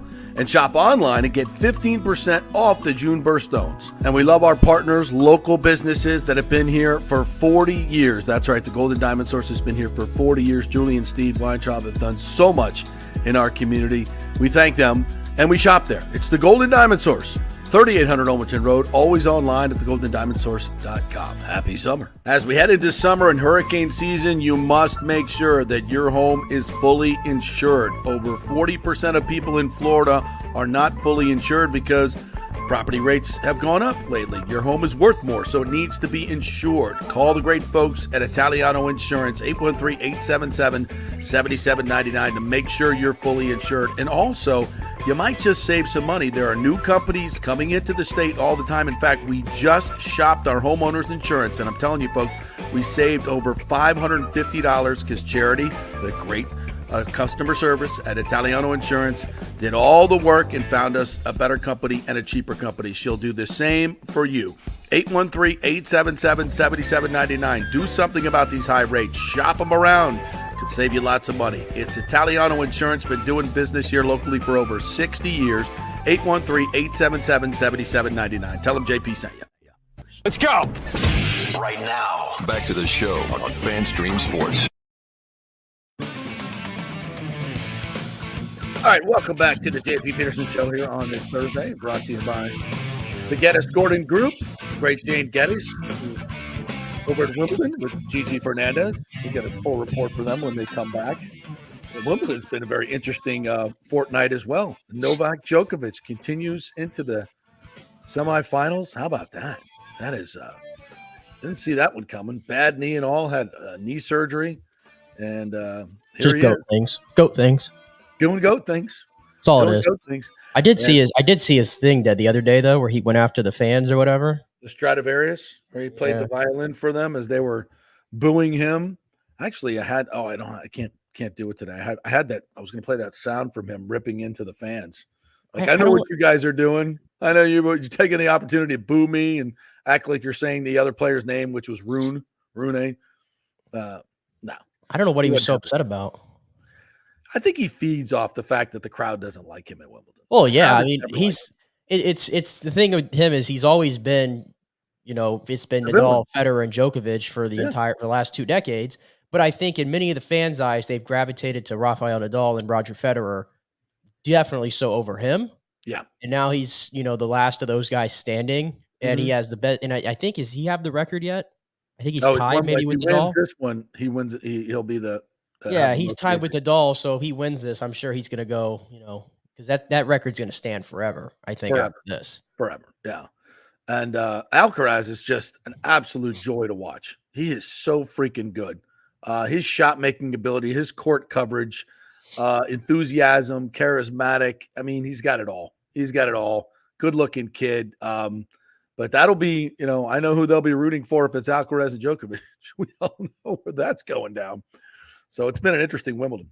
All right, the FSU stuff has been very interesting over the past 48 hours.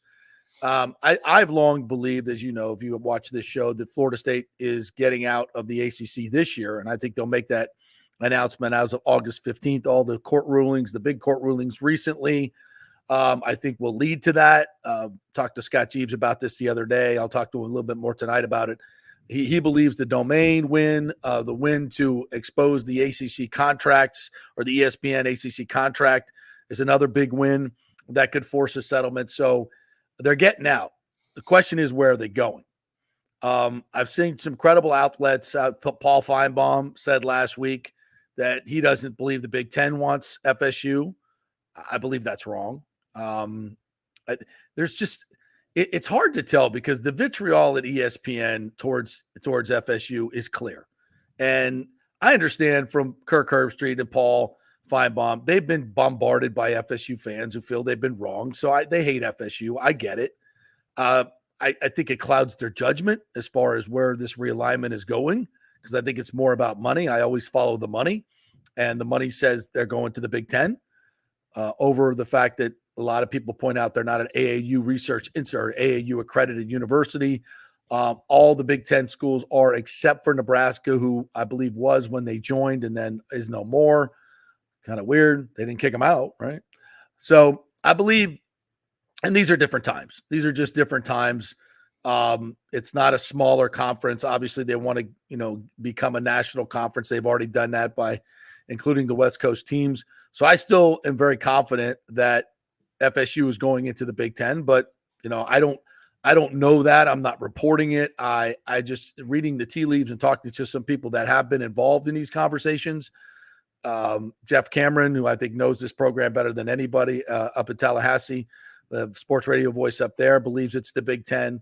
So I think that's where they're heading. And I know FSU fans will love to stick it in Paul Feinbaum's face and everybody else who say they're not good enough for the Big Ten. The SEC doesn't want them. It's silly. I just have a hard time believing that if two conferences that are mega conferences is the plan here for everybody, that Florida State, Clemson, and Miami are not going to be involved with that until proven otherwise. I just cannot see that. I just can't see that happening. And that's taking any biases out of it. And that's why I'm including Clemson and Miami in there, because they absolutely, in my opinion, deserve to be right there with FSU going. Because I mean, we're talking about, if we're looking for the best of the best, and we're looking at brands, and we're looking at success, and all that stuff, how can you leave those three schools behind? You can't. You can't tell the story of college football without those three. The recent college football. And like the Big Ten, for example.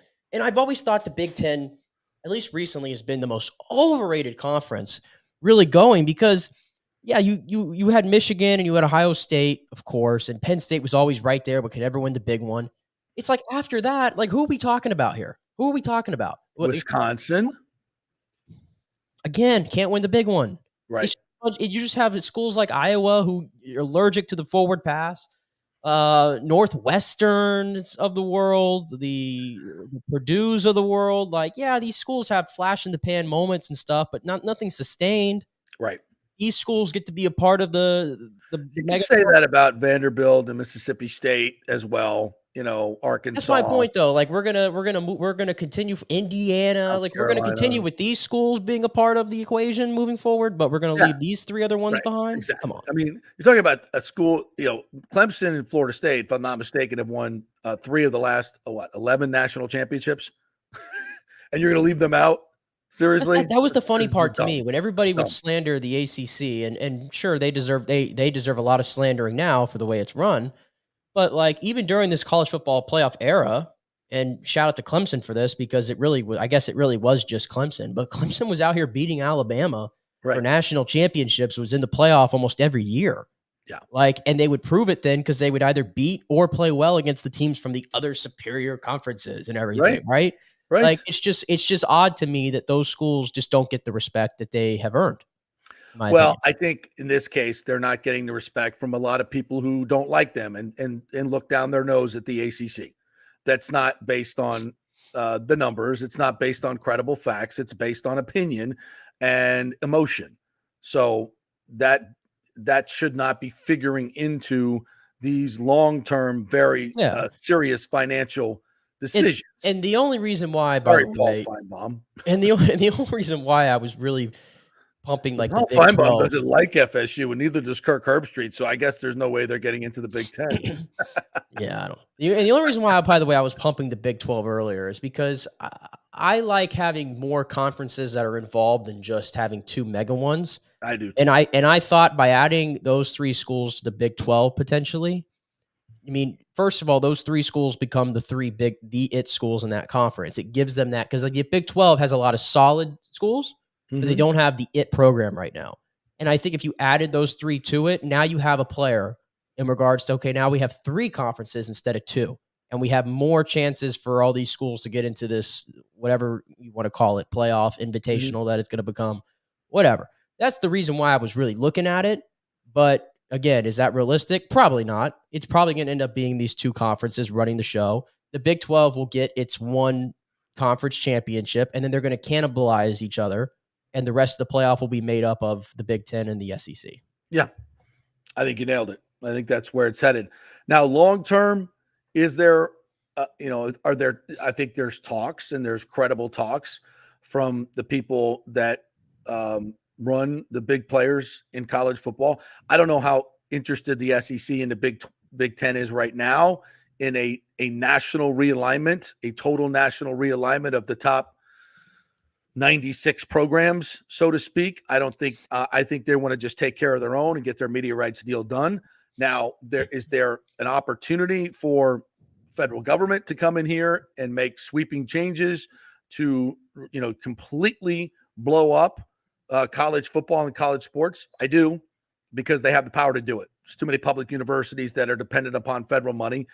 There is an absolute, I think, feeling from Tommy Tuberville, of all things. I mean, he's a senator and he used to be a coach in the SEC. So it's not as crazy as you think.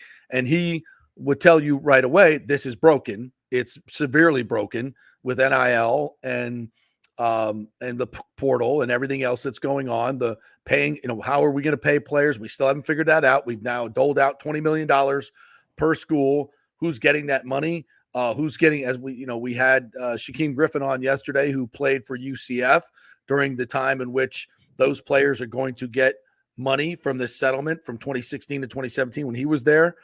How much money are they getting? Who's getting paid? What are the, all of this stuff is still very much up in the air.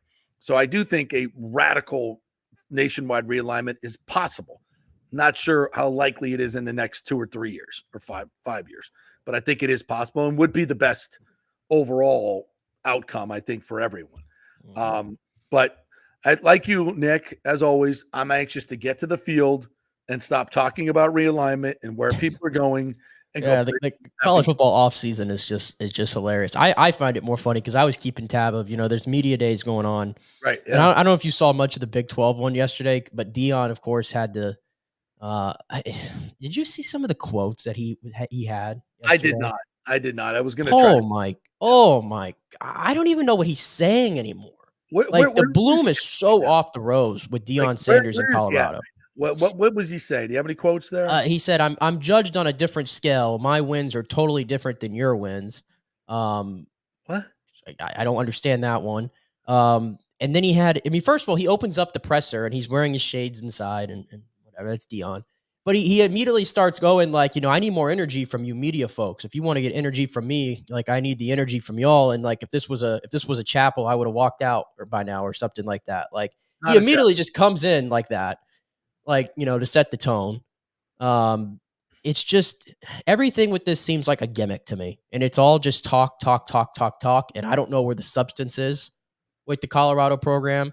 Even Shedeur is talking about everybody playing us. It's their Super Bowl. Like they won 4 games last year. I know. They won 4 games. And we're embarrassed by the real teams. Embarrassed. Yeah, I just anybody that's trying to talk themselves into, I hear all the time they could win the Big 12, they could be in the play. Based on what? I gotta see. Based on what? You can put three all-stars together in the NBA and do squat. You can have a lot of talent. Football's a team sport. You want to bitch and moan at your offensive line. Who the hell's going to want to play offensive line for you, especially when your son's the quarterback? Yeah, and this was the comment here that made no sense to me too. He was asked about how he look how many transferred out of Colorado. Right. And here was the quote that he had too that just left me so confused, and I'm like, it's just a soundbite. Like he was asked how Colorado fits into the Big 12, and he goes, "Why would we be trying to fit into anything? I ain't ever tried to fit into anything. We don't fit in, we fit out." What does that mean? That means, just in case you didn't know, we're not like the rest of you people. We're way above all of you media people, all of you Big 12 people. We're just different. We're Colorado, and we're Deion Sanders. We're Prime. We're Coach Prime. I don't use a regular name. I'm like a star. I have one name, Coach Prime. It's a little ridiculous. It's a little ridiculous. I think he needs to be. I just think that him and Shedeur. We'll see what happens. I just think that him and Shedeur cash a lot of checks that I don't know if this team can write. Yeah, I would agree with that. But it's going to be fun to watch. He brings entertainment. We're all going to watch. Yes, we're not. We're all going to watch, as we always do. All right. What else did we? Anything else we forgot about? You said you were your little thoughts on Keegan Bradley for the Ryder Cup. Never been a vice captain, was left off the team by the worst captain I think we've ever had. He should have been on that team, by the way. Zach Johnson. I agree. Should have been on that team. And now he's talking about, if he doesn't make the team, he's not going to name himself as a captain's pick. You can't be playing and captain. All right. So if he has aspirations for that, pick one or the other. Can we just go back to Paul Azinger? Just go back to somebody who won it and knows what he's doing. And I don't even think, based on, and I know the Ryder Cup is still a little bit away, but even based on his form, at least this season, he wouldn't even be in contention for the team. No, this cycle. He's like 19th. Is that FedEx point? Whatever. I think it's an uninspired pick. I don't get it. It just doesn't. It seemed like they just picked somebody out of the hat. What's the reason for Keegan Bradley? Because he hasn't been a vice captain, and I don't get it.